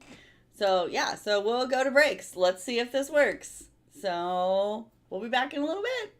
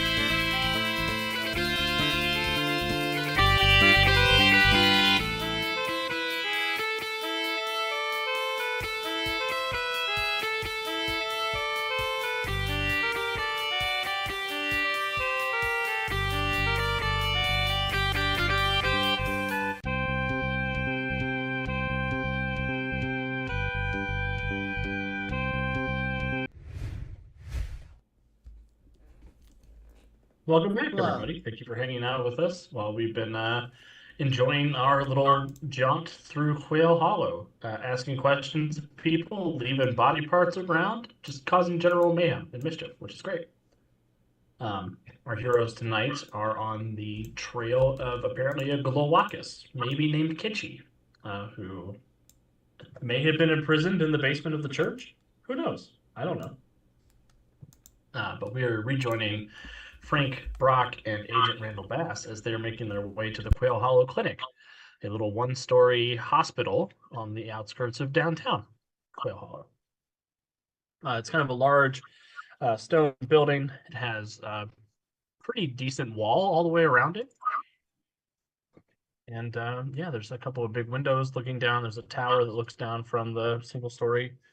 And you guys are free to walk up the paths. What are you guys doing as we rejoin you? I am following Agent Bass, but I am currently kind of juggling the smoking kit that I have ready. I'm getting ready to make some brisket. That actually a little, sounds really good. It's a little portable smoker. Nice. Not portable by human standards, but definitely by ogre standards. Yeah, it's definitely just a normal size smoker, but it's portable for me, and that's what's important. That's portable for you. I think as we're heading up to the hospital, I want to get my my baton out just so that it doesn't look odd. So I'm trying to kind of carry it in a way that looks kind of casual. That way, if I need it, it's already out. It doesn't look quite as obvious that way. You can kind of spin it Barney Fife style if you want with your Yeah, baton. yeah. Are we met when we go in the front door? Are they expecting us at all? They're not expecting you. Okay. Are there any deputies here? There are not. There is a looks like an orderly standing outside, Mm-hmm. who sees the two of you walking up and sort of jumps to attention, thinking that they're like, "Uh-oh, inspection from the cops." Oh no, nothing's wrong. We're actually just kind of trying to find out some of the odd goings on of Quail Hollow as of late. We understand that you have some patients from possibly from the wedding here. Nobody from the wedding, but we do have that. We have that Irish guy who's in town. Do you want to see him? I can take you to the charge nurse and see if we can authorize that. Yeah, that'd be great. Right this way, and he'll lead you through the double doors into sort of the reception area where there is a sort of middle-aged woman with big horn-rimmed glasses, wearing scrubs, looking up over a journal that she's writing in. Very severe brown and gray bun pulled back really tight on the back of her head. I'll duck in the door and This is- kind of like look over at her and give her a happy wave and a smile. I'm out. She looks As, at you as- over her glasses. I'm assuming that she probably is giving him some attention, being his size. I'd kind of like to see if I can peek at the chart while she's distracted by Sure. my large friend here. Yeah, give me a perception check.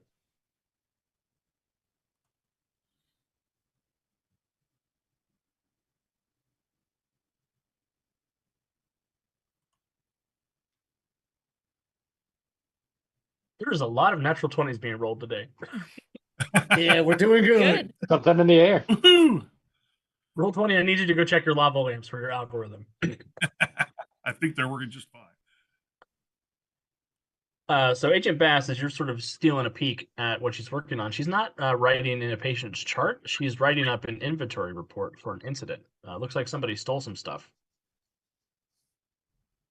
Oh, You notice that she's notating that there's some gauze, stitches, antiseptic, and a large amount of pain pills missing.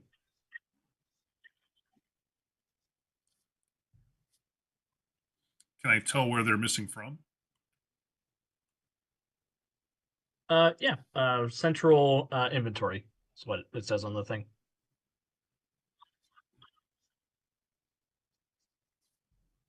Okay.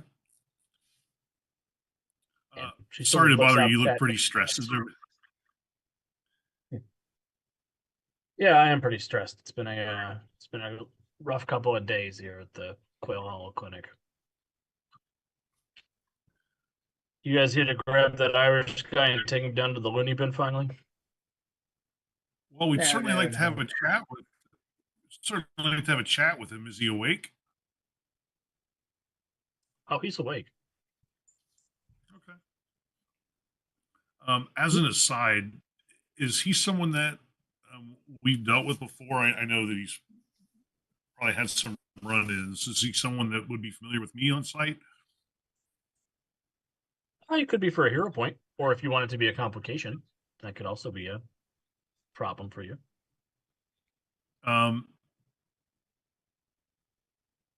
Yeah, I think more of that. Yeah, I think more of a complication. So as I kind of see him through the window, I kind of like, hey Frank, not for nothing, but I might have run this guy in a time or two. This might not go real well. Is the pug on the map actually there? Yes, it is. Oh, Frank is not paying attention. Frank is like crouched down, looking like, oh, who's a cute little fella you is. He's giving a little scritches under his chin. Look at you, your face is all smushed. Great. The nurse sort of looks at you and says, "That's Grim. If Grim visits you, it means you're gonna die." Oh no, he's just a misunderstood little softy he is. Look at him. Ain't nobody gonna die cause little Grim here visiting. So much for Grim bad is cop, just helpful on you. cop. The dog coughs in your face like he should not be alive. With his little snaggle tube. All right. Well, I'm assuming that when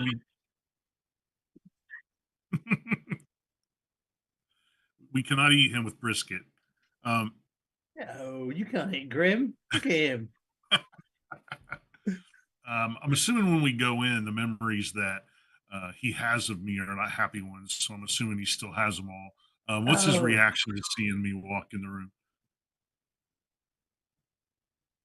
So yeah, the nurse will lead you guys down the hall to his room, which is I'm over bringing here in Grim. Grim has no choice.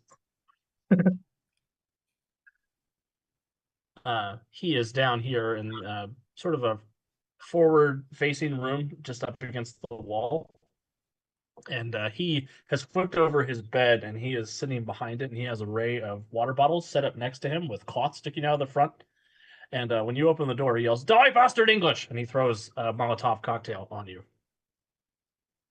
I'm gonna interpose for to get in front of it and turn so that Grim's not gonna get wet.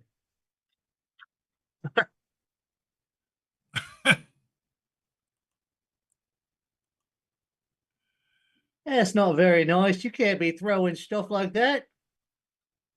What if you hit somebody? What's the plan, bastard English? I'm here to kill all of you. Oh, You're not going to take our country from us. My brothers died fighting this war, and my mother's died fighting this war, and I'm not stopping until all of you are in the ground. I think you just need a right proper meal. You do. I'm gonna pull out one of my sandwiches. English hearts. Gonna hand him a Give peanut me a butter and persuasion jelly. check, and I'll give you a +2 circumstance bonus. Now, Persuasion. Oh, Bad buddy. cop, sandwich cop. we're not fighting the war today. Well, I got a 13 with the +2. Dempsey sort of army crawls out from behind his bed barricade. He takes the sandwich from you and greedily slinks back behind. There you go. Isn't that nice? Looks like you flipped your bed, you did. This is my barricade. It's not a bed. Well, I'm sure it's going to keep lots of things away from you. It is. Wait, I know who you're here with. He's not English at all, is he? He's a Fed. How did you get here? How'd you get here, boss? I got here the same way I always get here. We drove. How did you get here? I've been in this fight since I was 6 years old. There's no fight today. There's no fight today. You're safe in your little crib.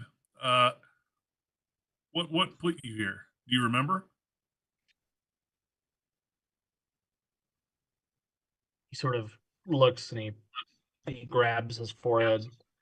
I don't ask me that. Don't make me try. Don't make me try to remember what happened. And he has this shuddering breath as he sort of catches himself. Listen, I've always been straight Said with English you. line it was. It was that big cat. I've always been straight with you. What put you here? We have to talk about this.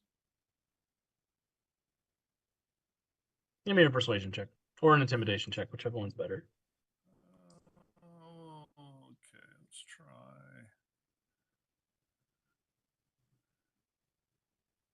Can I use a combination of teamwork and startle to be big and spooky in the background accidentally? Yeah. And help him out? Yeah, so you can do an intimidate check, and if you have the teamwork advantage, you'll get a +5 bonus. I do. That's a 23 with a +5 bonus. Yeah. So, Agent Bass, you're talking to him, and he catches a glimpse of Frank. He looks at the sandwich, and he looks at Frank, and he sort of blanches for a moment, and sort of you can see his hands quivering as he's holding on for dear life to this peanut butter and jelly. Oh, don't worry, that's just Grim. He's friendly. Grim is growling at him. Now you hush, and I'm petting Grim. That dog means I'm gonna die.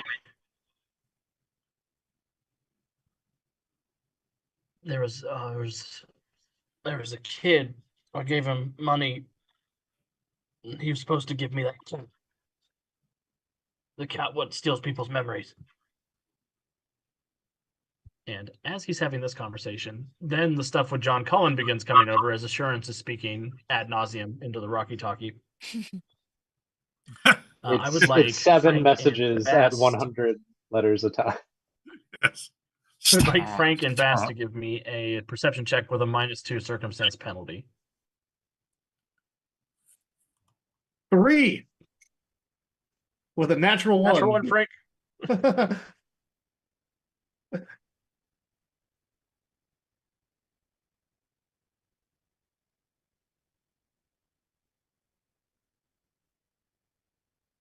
Poor Grip.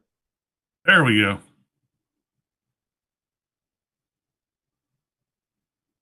You said a -2, so that drops it to a 19. Yep. But with a 19, Agent Bass, you have enough wherewithal to notice that there is a large van careening up the road that crashes through the gate, depositing a group of mobsters out.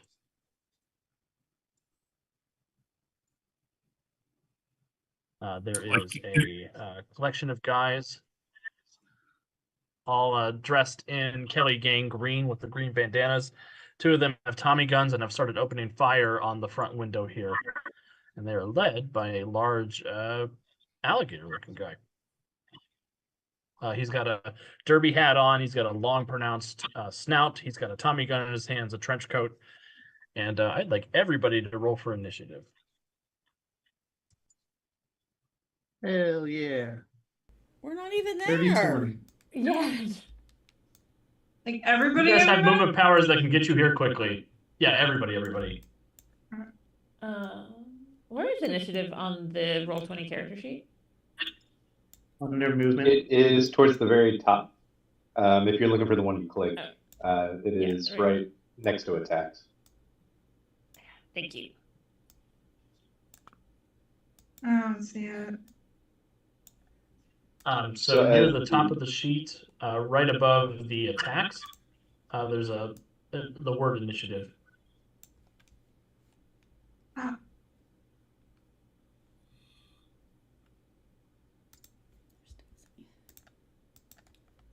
Initiative.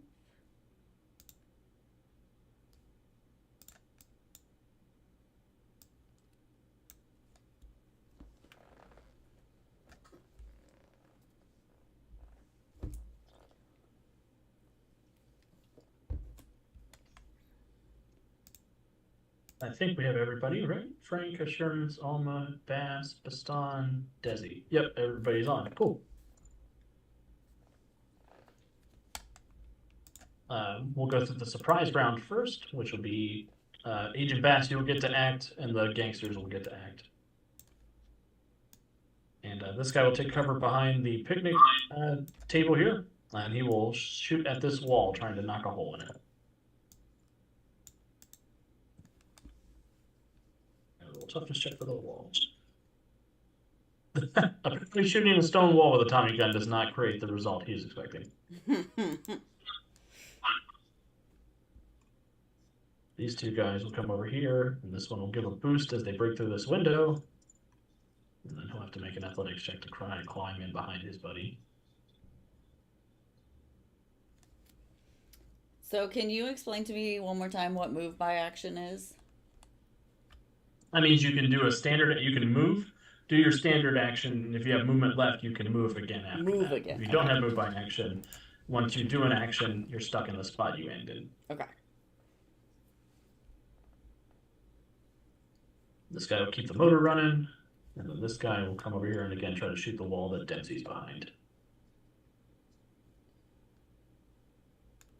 The wall will take some damage. Dial, the crocodile, will come around the corner here with his Tommy gun, and he'll do the same. He's not able to break the wall, though. Just another bruise. Agent Bass. You hear a breaking of glass in the room. It would probably be behind you at this point.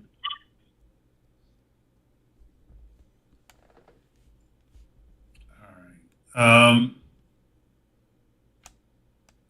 Trying to figure out where I can't see the map very well, so I'm trying to figure out.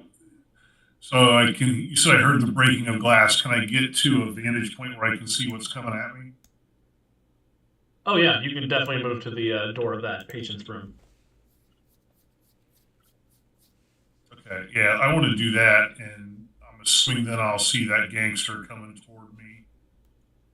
Yeah, there's a woman dressed in a patient, like a hospital gown, like cleaned up against the wall as the broken glass is from the outside. He's got a pair of brass knuckles, and he looks up at you. Huh. Didn't think I would get to kill a DMA agent today. You're not.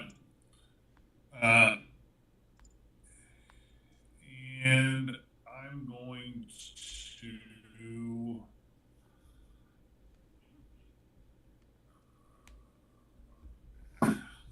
You say he's armed with brass knuckles? Yep. All right. And I'm going to see if I can.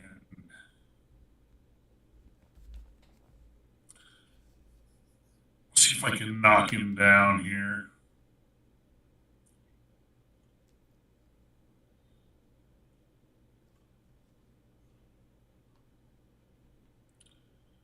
Oh no! So I'm gonna run through and try to. Uh-oh.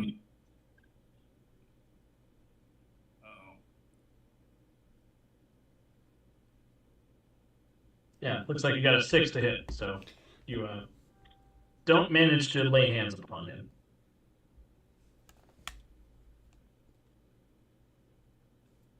You could do it again. You've got 4 Oh, hero no. points. Two.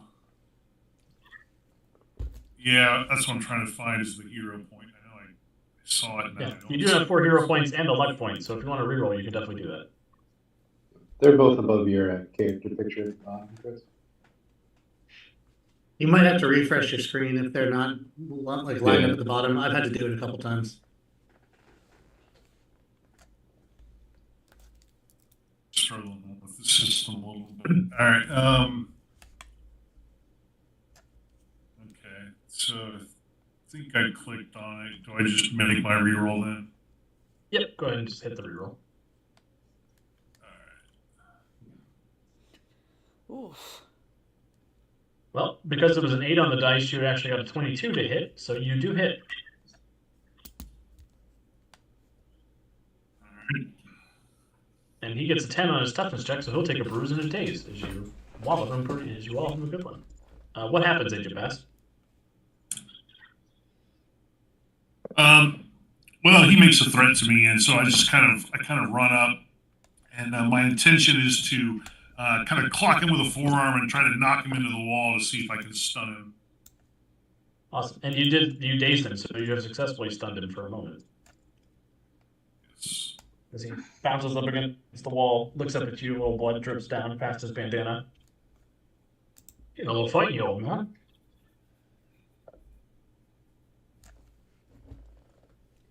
Do you call for help on the Rocky Talkie? Yeah, absolutely. But not in a way that alerts him to what I'm doing. I'm mostly kind of talking to him. There seems to be a lot of you heavies in here today. What are you doing here?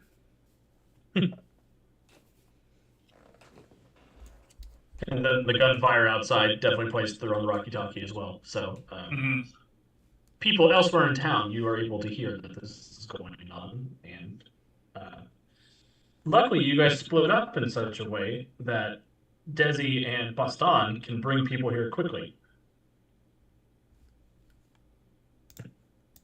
Although I probably dropped my zombie a couple of times because I assume holding on to like his hand, it like dislodged and I had to catch him and.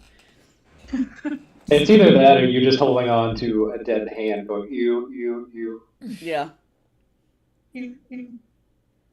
I'm like, I've got my legs wrapped around your waist. You try to get me there, you accidentally drop me on top of a guy. Yeah. I'm okay. He use you as a Still projectile. sure.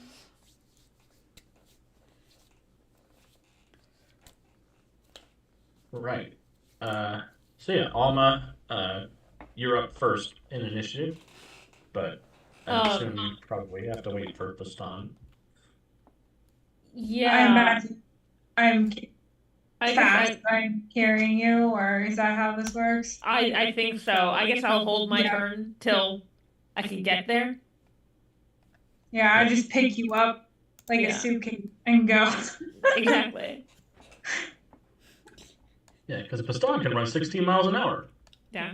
Yeah, I saw that just He's now fast. because I was confused. So yeah, I'm just holding my turn for now.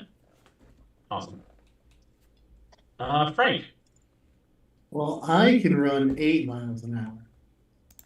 So I'm going to, with Grim in hand, run up through here. When I get into the front desk area, I'm going to put him down on the counter gently. And say, now you stay here, Grim. I'm going to go deal with these thugs out here, all I do. And I'm going to run out. And this first one with the Tommy gun, I'm going to look at, like, I'm towering over him. And I'm going to reach down and I'm going to grab his gun and I'm going to eat it.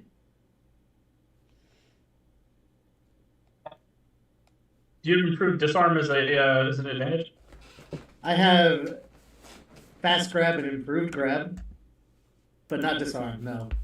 Okay, so you can attempt to do a disarm. I'm going to give you a hero point because I love the idea. If you want to attempt to disarm without improved disarm, you get a -2 penalty. That's okay. And if you fail, he could try to disarm you, but you don't have a weapon in your hand. Right? That's right. I mean, unless you count your small portable smoker. Oh yeah, That feels like a weapon to me. Just shove him. Ooh, there's an alligator, man. You can shove the alligator in there. He might not want to hit the smoker. That might get me mad. Look, as the zombie, I don't think I should be the advocate against cannibalism, but someone needs to point that out. All right, so I need to roll to hit with my unarmed. Okay, guys. You're gonna need to roll better. Look, I'm doing my best. I'm gonna use a hero point. Okay.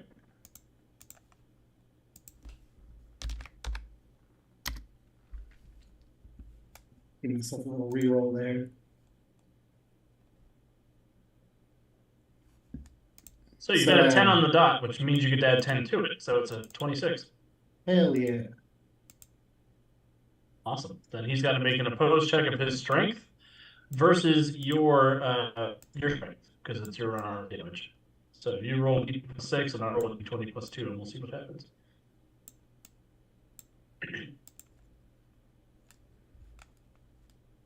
No, you ripped that Tommy gun right out of his arms. I'm gonna eat it in front of him. Perfect. No notes. Now you need to stop all this, you do. It's not nice to shoot hospitals. No, it's not nice to shoot hospitals. And I'm gonna try to startle him. Wait, boss. Boss,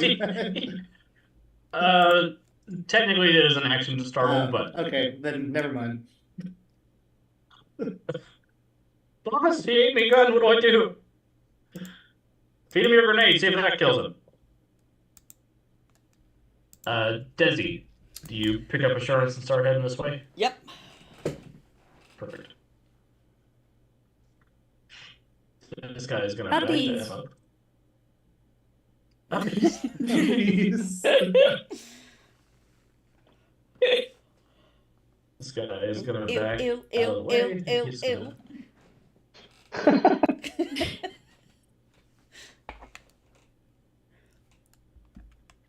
The guy whose gun you ate will draw his pistol and hope for the best. Good try, buddy. Good try. His pistol doesn't have multi-attack. He only got an 11 to hit Frank. Does that hit Frank? No, it does not. My dodge is 14. So I need a whack. And then the Tommy gun guy will shoot at Frank. And get a... He can't possibly get a 5. He gets a +6 to hit.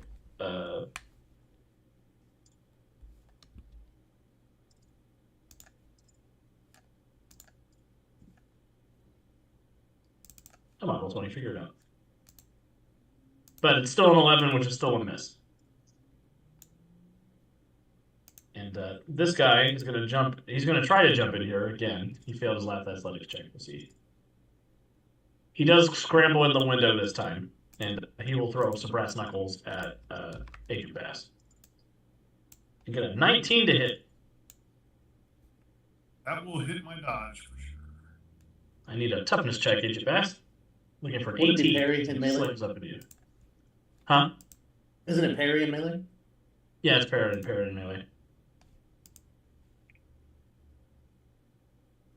That's Agent gonna- Bass, do you want to get a natural 1 for a 5? Yeah, no, I'm going to use a hero point.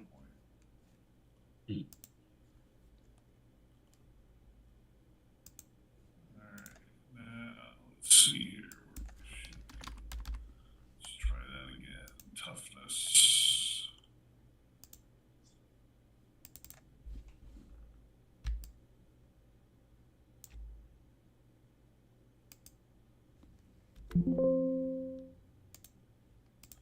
Just noticed Deuce mentioning the confused people wondering all the rocks in town are imitating gunfire.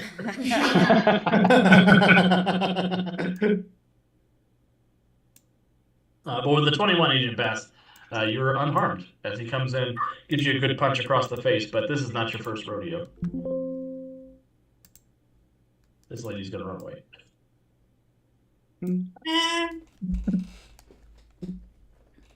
And Lyle Dial will come over here and he'll flip over the picnic table. Oi! Nobody gets to eat my Goons guys things except me. You quit throwing tables. It's not nice. And he's gonna bite you on your arm and try to put you in an alligator death roll. He's gonna try. It's like a little toy Yeah. alligator just biting a finger on him. Like, okay, buddy. This is so cute. He got an 11 total because for some reason his bonus isn't showing up either. 11 doesn't your parry, does it? Not. Got 16. Oh, cool. So he comes in and snap at you, but you're oh god, get away from me. Now you stop it. He's I'm just gonna snapping bop him away on at the you. snout. you cut that out. And screw it, he'll go fatigue to try again. 17. That'll do. So I need a toughness check for a 22. That's 22. Well, you're not hurt. But he also has fast grab. So, oh, a 9's not going to hit you with a grab. So you boop him on the snoot again. You stop it! No, Brad!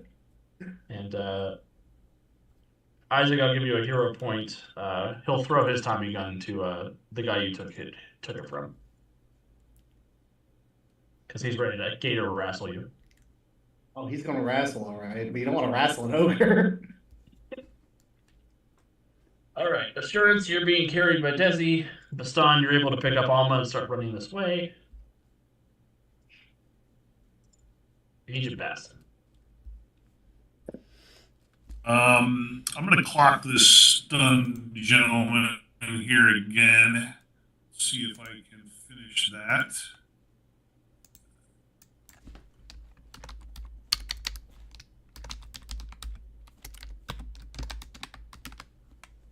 Are you doing unarmed or are you using your billy club?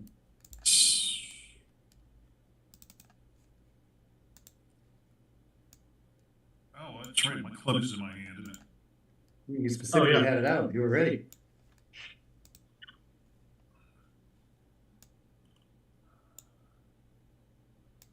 It's not on there as an attack. It would use the same skill as your unarmed. It would just do one more damage instead of it'd be 18 instead of 17 on your DC. Oh, okay. So the roll. All right. So the roll still stands, right? You can click it again to roll it. Since roll 20 seems to want you to roll 2s. Unfortunately, 8's not going to hit him. Okay. So he sort of shakes his head, looks to the side, looks to his buddy, he says, "All right, 2 of us can take this guy, but one of us should probably go get Dempsey."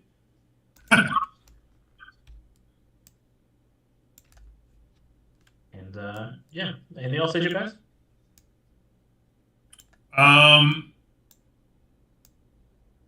No, I think that's it. Awesome. Alma, you will be here next turn. Frank. All right, I'm gonna pick up the gator. I'm gonna try to hold him up and like restrain him by holding his hand, like holding his arms in and like picking him up and holding him at arm's length away from me. Kind of like you do a cat that doesn't want to be picked up. So that's an unarmed for the attack, right? Yeah, if you want to grab him, you can make a grab attack. Or since you have fast grab, you could hit him with a regular unarmed attack and then do a grab after that as a free action. I also have improved grab. Oh no, that means you're not vulnerable while grabbing. That's right. No way. Give me a hero point. I'm not taking that one. Good lord, what is happening right now? It's the Rolls only revenge once of is all all it those dies, so 20s it's a you one-shot. rolled. Yeah. There we go. 25. I knew this would happen. It was only a matter of Not just because time. my character is psychic. Yeah. So I got a 25 on my unarmed attack, I'll take a bruise. and then I got to do strength, right, to see about holding him. No, you have to hit him with a follow-up grab attack. Follow up grab attack. Let's go. And Grab. then I've got to roll a strength or a dodge check. So you do hit with a 19. Then your strength is 6, so I need a 16 on my strength or dodge. Oh. Which is better. They're the same.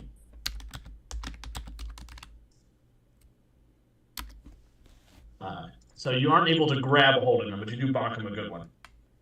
You slippery little gator. Or are you a crocodile? I'm a crocodile, I is.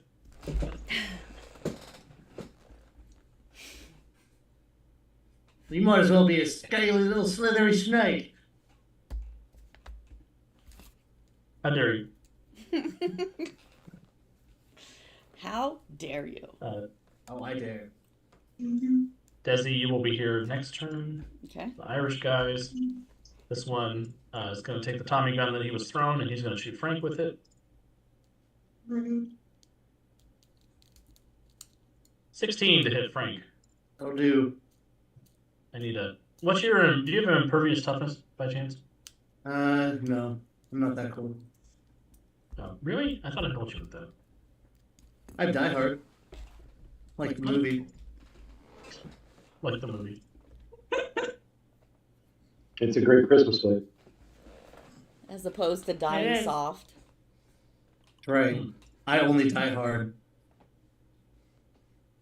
That's not what she said. Wah wah. She's telling lies. She's telling lies. Sweet little lies. Alright, I got a 20 on my toughness. So you're okay. The bullets just sort of bounce off at you. He says, "Boss, I'm not sure this is the right caliber for ogres. Just keep shooting it." you stop shooting at people, that's not nice. And the other guy with the gun will shoot at Frank too. So Frank! that time it's a DC 21 with a multi-attack because he did shoot you enough. Oh no! I take a bruise. Just a bruise. As they just start riddling you with bullets. Rude. Then the two guys in here are going to team attack Agent Bass.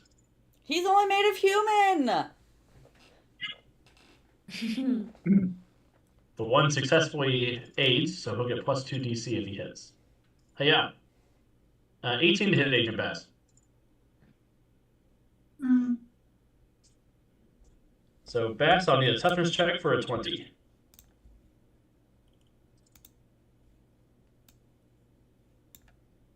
Agent Bass is made of human, but appears to be very tough human with a 21. It's all that punching age and- and wisdom. And fish, I guess. And fish. Usually age does not make humans tougher. All I'm saying is, do you think that's the first time someone's tried to hit that man in the face? Absolutely not. He's prepared. Called scar tissue. This guy out here in the car, he's going to pull the car around. He's got a crazy Oh, plan. he's in the car? I thought he was on top of the Oh, car. no. No, he's the driver.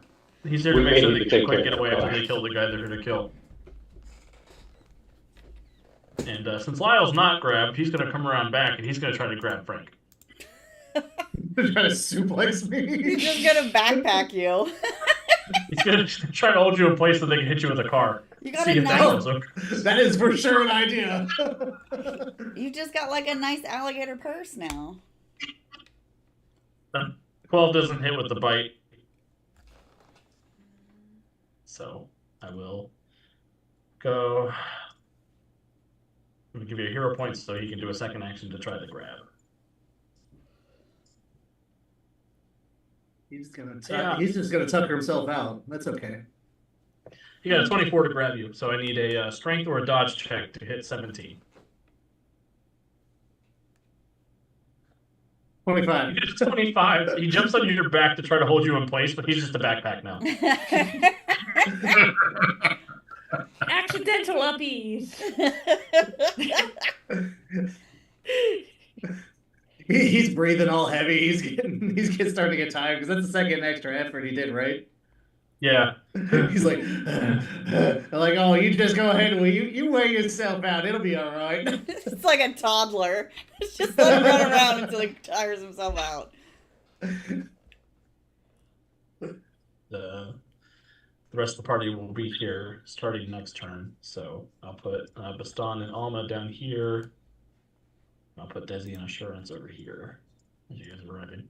Agent Bass, you got two guys trying to beat the crap out of you. Yeah. So real quick, I use my assessment skill to see how they stand up against me if one of them is a little bit easier to take than the other. Yeah, give me an insight check.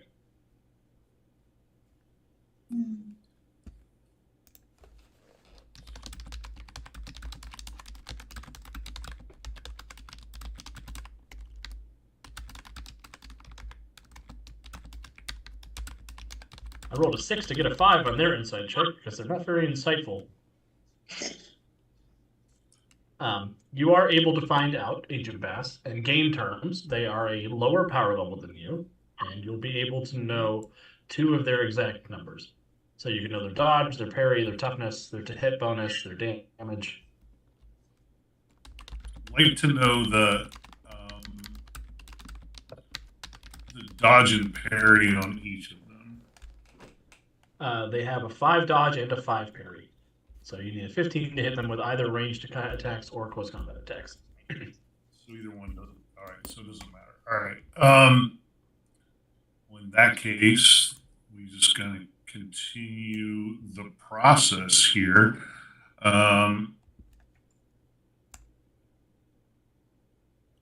I've worked too damn hard for too damn long to go out to 2 thugs like you. Mm. Cold-blooded. I'm going to give Agent Bass a hero point. He's gonna need it. I'm gonna need it. He's gonna need it to fight the arthritis in his shoulder from throwing these punches.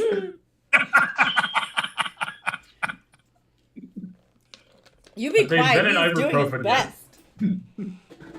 That's better. That's better. And that damage is an 18, not a 17 because of the club. Right. So that will hit. Let me roll an 18 toughness. You're hitting the guy you already hit once? Yep.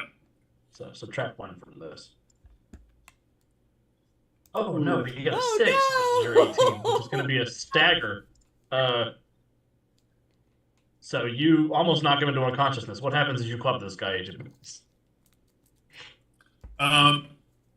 So I kind of swing at him, kind of with the fist to get him to kind of faint, and then I bring the club back across. I was trying to clock him kind of in the jaw, and I got just a little bit lower than I intended, so kind of stunned him. He's like leaning against the hospital bed, holding his throat that has been indented by the... He's just coughing. Yes. No, Dempsey. You have arrived. Princess carried by Baston? Or I thought briefcase carry, I heard. I believe I was told briefcase carried. Briefcase carried. Yeah. I like that your briefcase carried in a dress in the 1920s. I did not think about that, Princess Carrie. I Whatever. respect you. You know, I'm sure she has an interesting job. I'm sure she has some kind of shorts underneath, just in case. That makes sense. I think if so, who is still even up now that so much has happened? Pretty much all the bad guys. Okay. All One the of them ones- staggered. Yeah, all the ones outside are. Okay, I think I'm just gonna get there and be like, well, they're shooting at my friends, so I'm gonna take out the Mage Breaker pistol Oh no. and You're gonna cap a wizard. I don't know. I've been the entire game. I've been like, I want to try to use this thing. So, is there like someone in particular who I feel like shooting at like my friends right now? The Would driver's be the trying to person who hit would your suffer the most. yeah. The driver's trying to hit your friend with a car. Yeah, I'll go for him. Plus, if they get rid of the car, they can't get away. True. They're Yeah. trapped. There are 2 numbers, and is it 21? Is that The, right? the 19 is to hit, the 21 is the DC. Okay. So, do you walk up to the driver's side door and just shoot him in the head through the window? Maybe not quite. That feels like execution style. I also imagine she just appears to come out of nowhere to him. And I'm just like, don't shoot at my friends. And I shoot at him through the window. Perfect. I will give him a penalty to his toughness because he's in the driver's seat of the car. Mm-hmm. So subtract 3 from this. He doesn't have his defensive roll. Oh my You god. don't- He doesn't my care. It's goodness. not 20. So the car Okay. takes the brunt of the damage, it seems. Well, maybe they still can't get away. He's distracted. Give me a hero enough point. that- I'll say you disable the car by shooting it at the hood. Yeah, I'll give you a hero point for that. Awesome.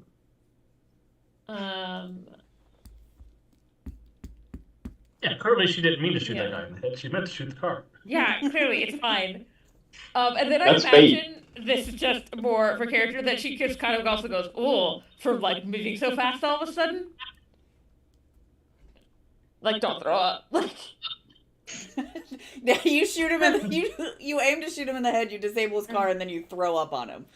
He's now completely just like, what? No. Like, yeah. That Why couldn't you happened. just shoot me? Yeah. yeah. My bad. Yeah, next time, aim better. This is both cruel and unusual. Also, on Roll20, how do I get rid of one of these hero points? If you click on the circle above your name, you Mhm. can. That should open up 3 of them, and then you can drag that out to the table and Okay. drop it. Well, I got the thing to open. It does not. It does not like seem to let me drag right now. I could hit steal, and it'll let me steal it. If you'll accept my stealing, which doesn't feel like that's how stealing works. No, it doesn't. It let me hit steal. I'm not gonna let you steal from me. Yeah. Stealing's a gateway sin. Assurance told me that. I have 2 hero points. I'm actually used to having to keep track of it myself, so this is fine. Yeah, that's fine. I'm gonna make a All good right, Frank. Puritan out of that ogre yet. Assurance said stealing's wrong and it's a gateway sin. That's the That's person who $50 gets in the his for pocket. $50. It's for evidence. It's in a nice little Ziploc And so we bag. are all born sinners. Correct, yes. In evidence that no one is perfect and I like books. Frank, over to you. All right, I'm gonna get my purse. Oh, the allocator. So what's your God, what are these rolls? So I don't think a 12 He is has gonna hit. crawled into the center of your back where you can't quite reach him. It's like the itch you can't scratch. No, I refuse. I have extra effort. I have extraordinary effort. I can be extraordinary. It's true. Extraordinary effort means you can use extra effort to do 2 things, even 2 of the same thing. So if you want to attack him twice, you can. But it Oh. doubles the hero point cost if you want to avoid being fatigued in any way. Okay. We're not Well. going anywhere. Yeah, I'm gonna go ahead and do that. Right, you could spend a hero point to just go fatigued and avoid exhaustion. That's 18 fine. will hit him. There's your hero point. Oh no, I did it wrong. Okay. No, you didn't do it wrong. You're good. And then you could try to hit him again. Or actually, you could fast grab at this point since you Yeah. successfully hit him. Oh, Good Lord, Frank. these rolls. Well, I'm gonna do it again and give you Get out, another grab hero me. point. I'm too quick for you. What are you, like a leprechaun? Go to sleep, go to sleep, go to sleep, go to sleep. Can't catch me on the gingerbread man? I'm a leprechaun crocodile. So Leopard but yes, Isle give me is that right hero there. point. That does turn into a 24. all right, so that means I got him with my He's got grab. to make a strength or a dodge with the grab, yeah. Yeah. He just avoids being grabbed, but then you Oh, get your you- second extraordinary effort to punch again. Punch. There we go. That does punch. Oh my Well, he's god! okay. Oh my god. As he's sort of slipping up and down you. It's like a weird, like he's just like a lizard running around you. I don't like this. Does a See- 13 grab him? No. No, okay. See, this is what always happens. I roll well when I'm reading the newspaper, which we're fighting. Well, that is all I've got. Do you want a hero point? Sure, I'll take a hero point. Lyle will turn to his guy and he will say, Oi, this dickhead likes that dog in there. Go kill that dog. You better not! Oh my god. You stay away from Grim. He didn't do nothing. When he says that, I'm gonna run Desi. inside.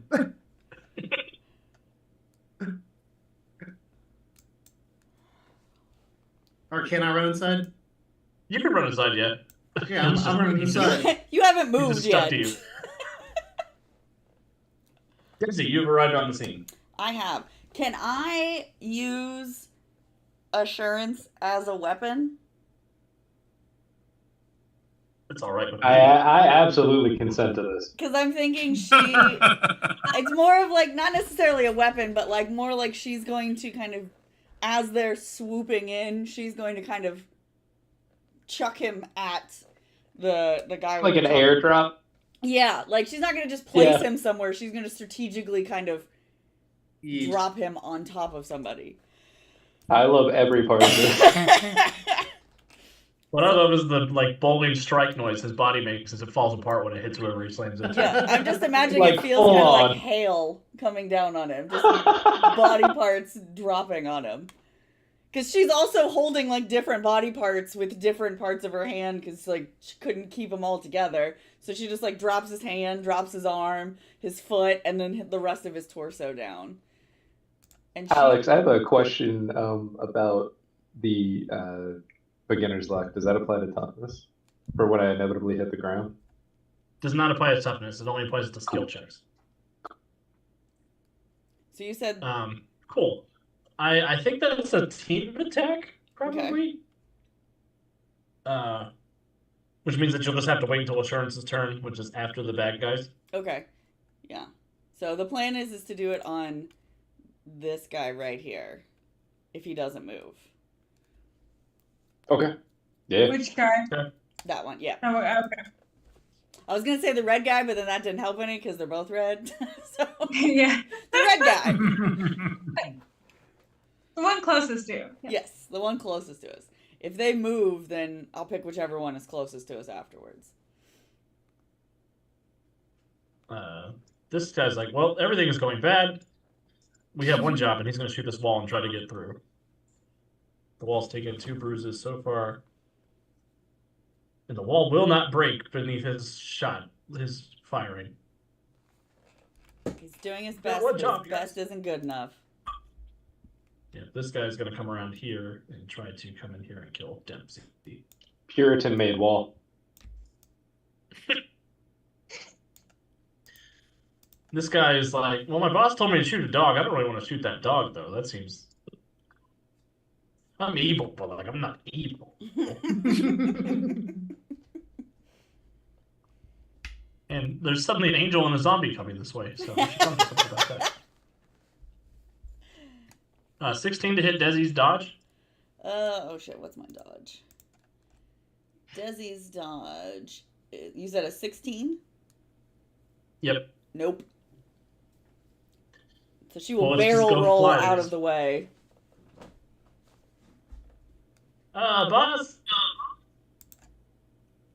This guy's gonna go to the other side, stumble out, grab a club out of the glove box, and get ready to fight. Lyle's like, fine. Can't good help these days. I'll kill the dog myself. I assume Frank will interpose. Oh yeah. 14 to hit the dog, which would hit the dog, but would not hit Frank, I don't think. No, I've got a 16 parry. Okay, but if you interpose, I still need a toughness check. Frank! You'll take a bruise in a daze, Frank. That's fine. Which I think you're down to 2 bruises now, right? That's true. I'm keeping track on my character sheet. Okay, that's cool. As he chomps down on you, trying to get on the dog, but you put yourself in the way. And Grim looks up at you, and he coughs in your face like you should not be alive. It's okay, little boy. I've got you. And Lyle's just chomping and thrashing, trying to get a hold of you. Assurance and Desi, your team attack. Okay, so yeah, so the aim is going to be that she'll fly, the guy that shot at her So she's definitely aiming at him and is going to just kind of chuck him. Pieces of him on top of this guy. Just kind of from as high up as she can go. Worst day ever. He's asked to kill a dog. So, Desi, give me a throw check. That'll be your contribution to the team attack. Okay. Oof. Fuck. Yeah. What's happening? Roll 20. Yeah, what the fuck? Here, you can have my hero point. I'm gonna roll again. Because that's... I mean, I have a +6, so I should at least do better than that. Somewhat. You can shoot arrows, for Christ's sakes. Gosh, I got worse! So But it it's becomes an 8. 18, Yeah, it's so 18. Yeah. so that will successfully help. That will give +2 DC to slam attack, I guess, from assurance. Cool. What do you want me to roll, bud? Is there a multi-slam attack? Throwing a hand, a foot, a leg, an arm. Scatter shot. I You know know, whoever is watching from this window is like, oh my god, that cop just threw a dead body. Oh my god, that dead body's getting back up. What do I want you to roll? These are the questions we love in Mutants and Masterminds. Let me look at your sheet real quick.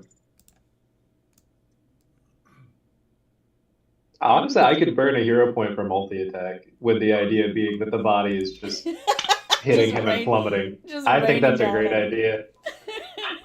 Yeah, I'm fine with that. You just want me to do like this? They gave you languages English and ye old English. English. That's why I've been like sneaking it in there. It's the King's English. Oh, wait, You can spend a hero point to get multi-attack, and then we'll call it an unarmed attack. Okay. But it's fully armed. It's all Not of his when I arm. hit the Both ground. arms. There's that hero point. You can do an all-out attack if you're feeling spicy. You know? Yeah, we'll do all out. Yeah, with the rolls that we've been getting. I don't I think. wonder if roll 20 is the reason I give out too many hero points. Let me re-roll or reset the page real quick. 1 second.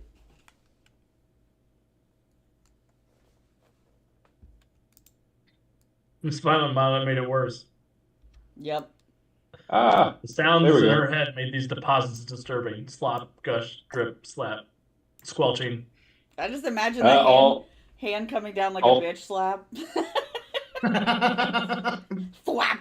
all three I wanna see came a- through. I at wanna see once. the My art of first this one was moment. that one. 19 will hit, though. Fair. You want me to burn my other hero point for that one? All three of them rolled through at once, so I don't know which one you want to go through. Oh, probably be the first one that came through. So if you want to spend the hero, if you spend a hero point, I'll just say you get the 19. Good. Plus, Good with it. plus So 2, there's right? my other. Yeah, +2 for all out becomes 21, which will give +2 DC for multi-attack and +2 DC for Desi's contribution, and I'll give you another +2 DC for gravity, For which gravity. is DC 23. Yeah, I imagine she, with her police intuition, would know what terminal velocity of a human being falling from the sky would be. So she would have brought him up to terminal velocity and dropped him.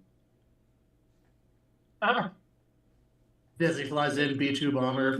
Now noises initiate. Are you freaking kidding me? so he gets a 21 on his toughness check, which is insane. That he got Oh a 19 my on the God. dice. Oh my god. Can I give you a I'm hero gonna make point him to make a will re-roll save that? though. Officially no, but I'll take it because it's a one shot. Yeah. Take it. Yes! That's what I'm talking about. Right. There we go.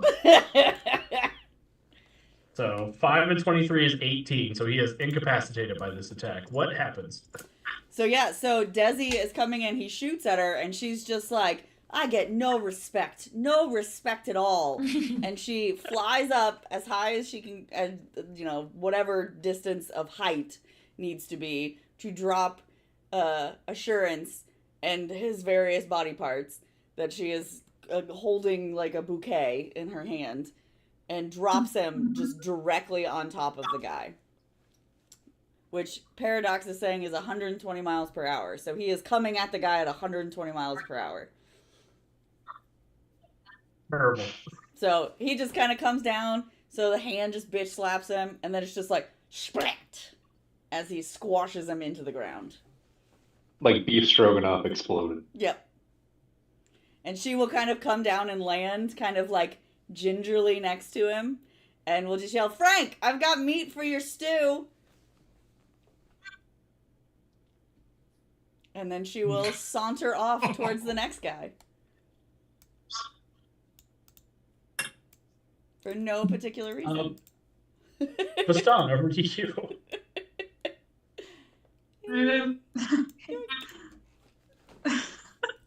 So I get movement and an attack, right? Yes. Yep. Okay. So I'm gonna jump on this car. Is that possible? Yeah, that's easily And done. then can I use that as a jumping a point to jump onto this driver, this unsuspecting driver, and claw him? Use my claw and fangs attack. Yes. Sure. Give me a stealth check to see if you sneak up on him so that he's vulnerable to your attack. Okay. What is Roll20 doing? It is so mean. I mean, I did jump on a car. It's probably loud. And he did just get shot at. I'm So. happy. He is looking at the car. He's like, oh shit. Yeah. Oh shit. Got the club. He's like, okay, that's just a lady with a gun. I can do this. And then a werewolf jumps on the car. Ah! Why? Oh, no. This isn't a silver club. Miss Violent Violet So you can says still attack trauma him. noises. He just Okay. won't be So- violent. He just won't be. He won't be vulnerable, but you'll still be able to attack him. So you can make your claw attack. Come on. Come on. You're gonna roll a crit. Yep, claws and fangs. That will hit that guy. Nice. And frickin' Baston attacking somebody with his claws is almost as dangerous as Assurance falling from the sky at terminal velocity. Yes. Yes. There we go. Woo! So he misses it by 9. He'll take a bruise and a daze. He'll get 2 degrees of failure as you start tearing him open. What that means, Baston, is that he'll only be able to move or attack next turn, not both. So what happens to him is you lay into him. He kind of has this like, oh shit eyes, and I just jump right onto him and I just start tearing at his chest with both hands. We don't like the monster cops. Please send the regular cops next time. Well, the regular cops. I'm sorry, took what it did you one say? time. You don't like the what? No, never mind, sorry. Stop bullying me.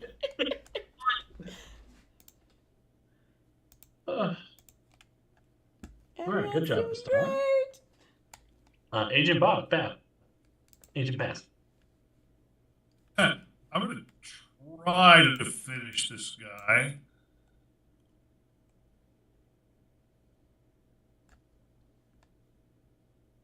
Uh, 14 will hit him, so I need an 18. Yep. And I've got 2 bruises already, so subtract 2 from this. Woo! Oh, that's his second stagger, Agent Bass. What happens is you knock that guy out. So I had just kind of clocked him on one side in the neck, so I just kind of reversed over and hit him on the other side to give him that shocking blood loss to the brain, and he goes and slumps down the wall. Can I use a hero point to kind of push myself? We need to save Dempsey if we can. Yeah, you can definitely you can use a hero point to use extra effort. You have so many hero Yeah. points left. Yeah, so I think I can come over here.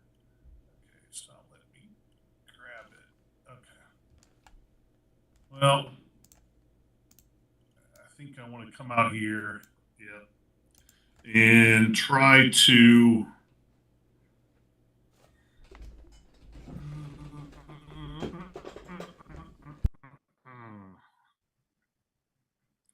If he doesn't know I step out into the hallway, can I try to shoot at him? Yeah. Can I catch him unawares? That's the plan anyway.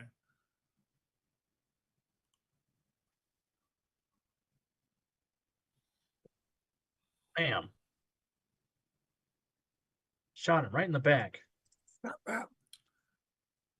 Just like they taught you at the academy. Hey,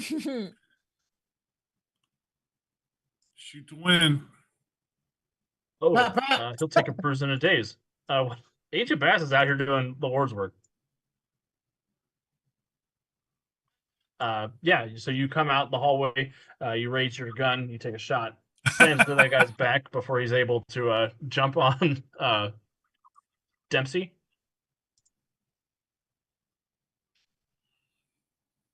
And Dempsey is actually going to jump on him to try to help you. He only gets a 9, though. Dempsey, I told you I'd be straight with you. Don't talk. I've got to kill this English guy right now. He needs to focus. Alma, over to you.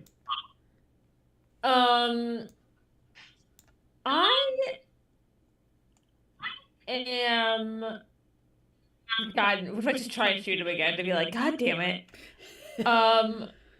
You're going to getting mauled by a werewolf? No, he's going through a tough enough time. He's going through some shit. Yeah. How many enemy gangsters are left? There is one guy in the hospital fighting with Agent Bass. There's Okay. this guy in the courtyard who has a Tommy gun, and then there's the crocodile fighting with Frank in the lobby. I'm gonna try to shoot the guy with the Tommy gun. Feels like tit for tat. Like you've got a gun, I've got a gun.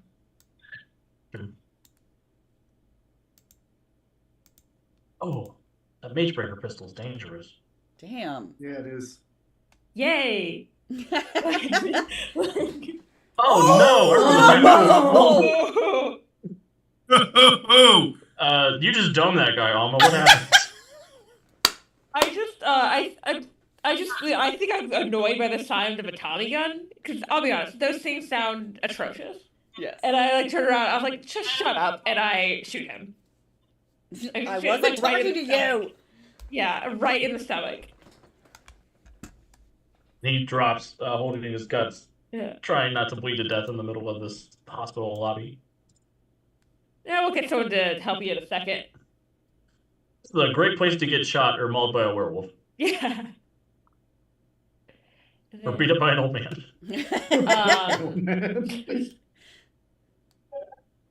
And then I guess, Alma, do you move in or anything? yeah, I think I'm gonna move in closer to the hospital. Awesome. Just like to here, I try to remember how much movement I have. That should be good.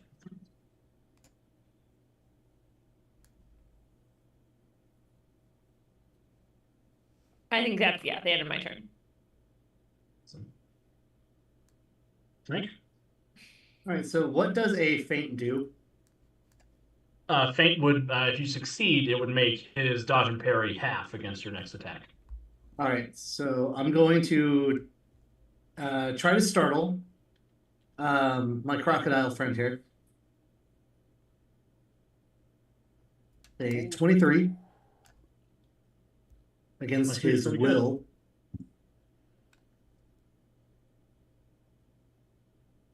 Oh, he is vulnerable to your next attack. I got a 20 instead of a 23. All right, and so Frank is going to see, like, as you know, he tried to bite the dog. He's trying to kill the dog. You see Frank's like gentle demeanor vanish as this fit of rage overtakes his face. He says, "You stay away from that puppy!" And I'm gonna grab him. 22 to hit. That will hit. Oh no. Come on.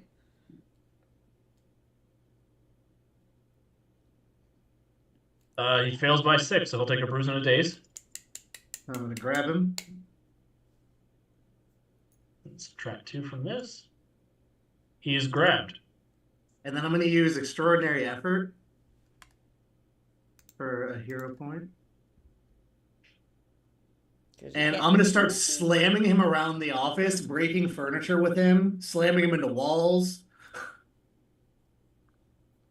With Oh, improved man. slam. Oh, improved smash. So I guess that doesn't really help. But because That's for destroying objects. But Yeah.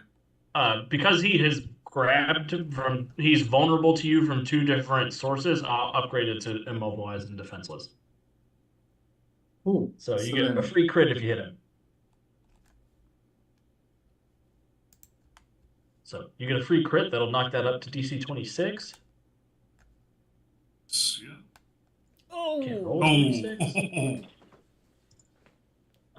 Which he'll fail by, because of his 2 bruises, he'll fail by 16. So that will take him out.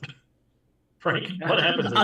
I'm slamming him around. I'm breaking furniture with him, and I'm slamming him up against the wall. And I'm like, I finally finish him, and I Bane Batman break his back, and I throw him out the door into the courtyard. Oh. He lays, just comes to a resting heap in front of Desi and Alma. And then I'm gonna look Wild at dog. Grim, and I'm gonna pick him up and be like, "It's gonna be okay, Grim. That scary crocodile's not gonna get you." Grim looks you dead in your eyes and coughs in your face like he shouldn't be alive. That's a good boy.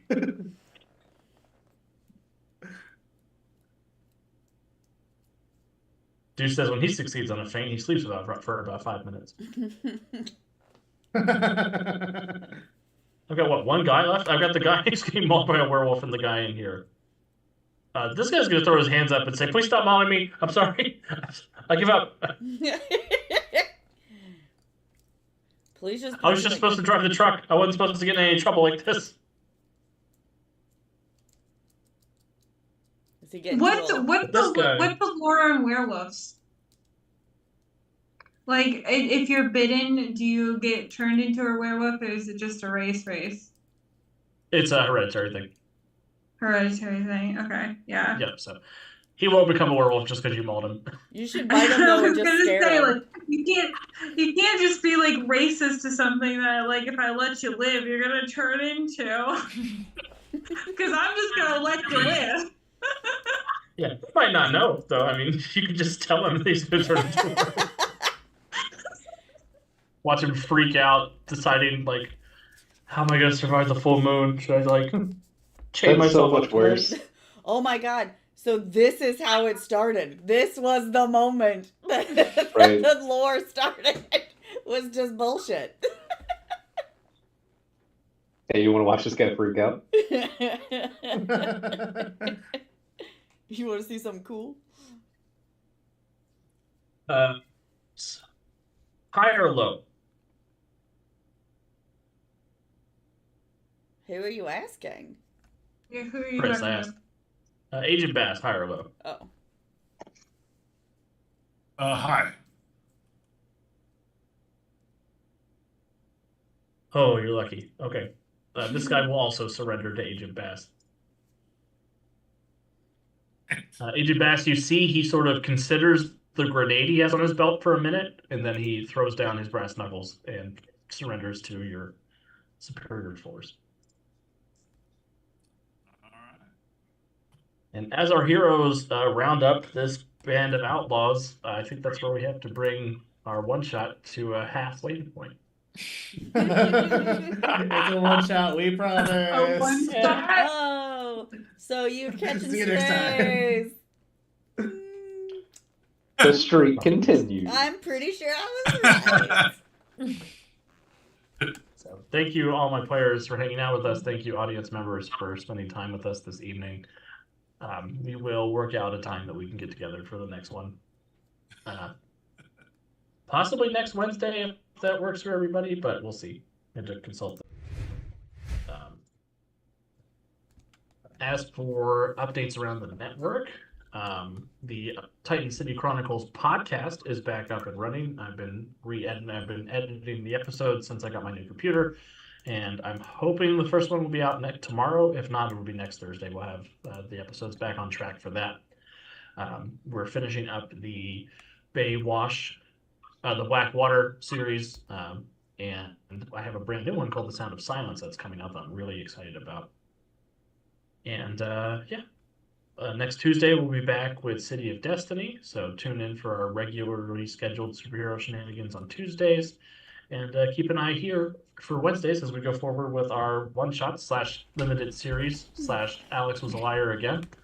And we'll go from there. So I want to give all my players a chance to say goodbye, plug anything they want to plug, and then we'll get out of here. And I will start in reverse order this time with Corey. All right.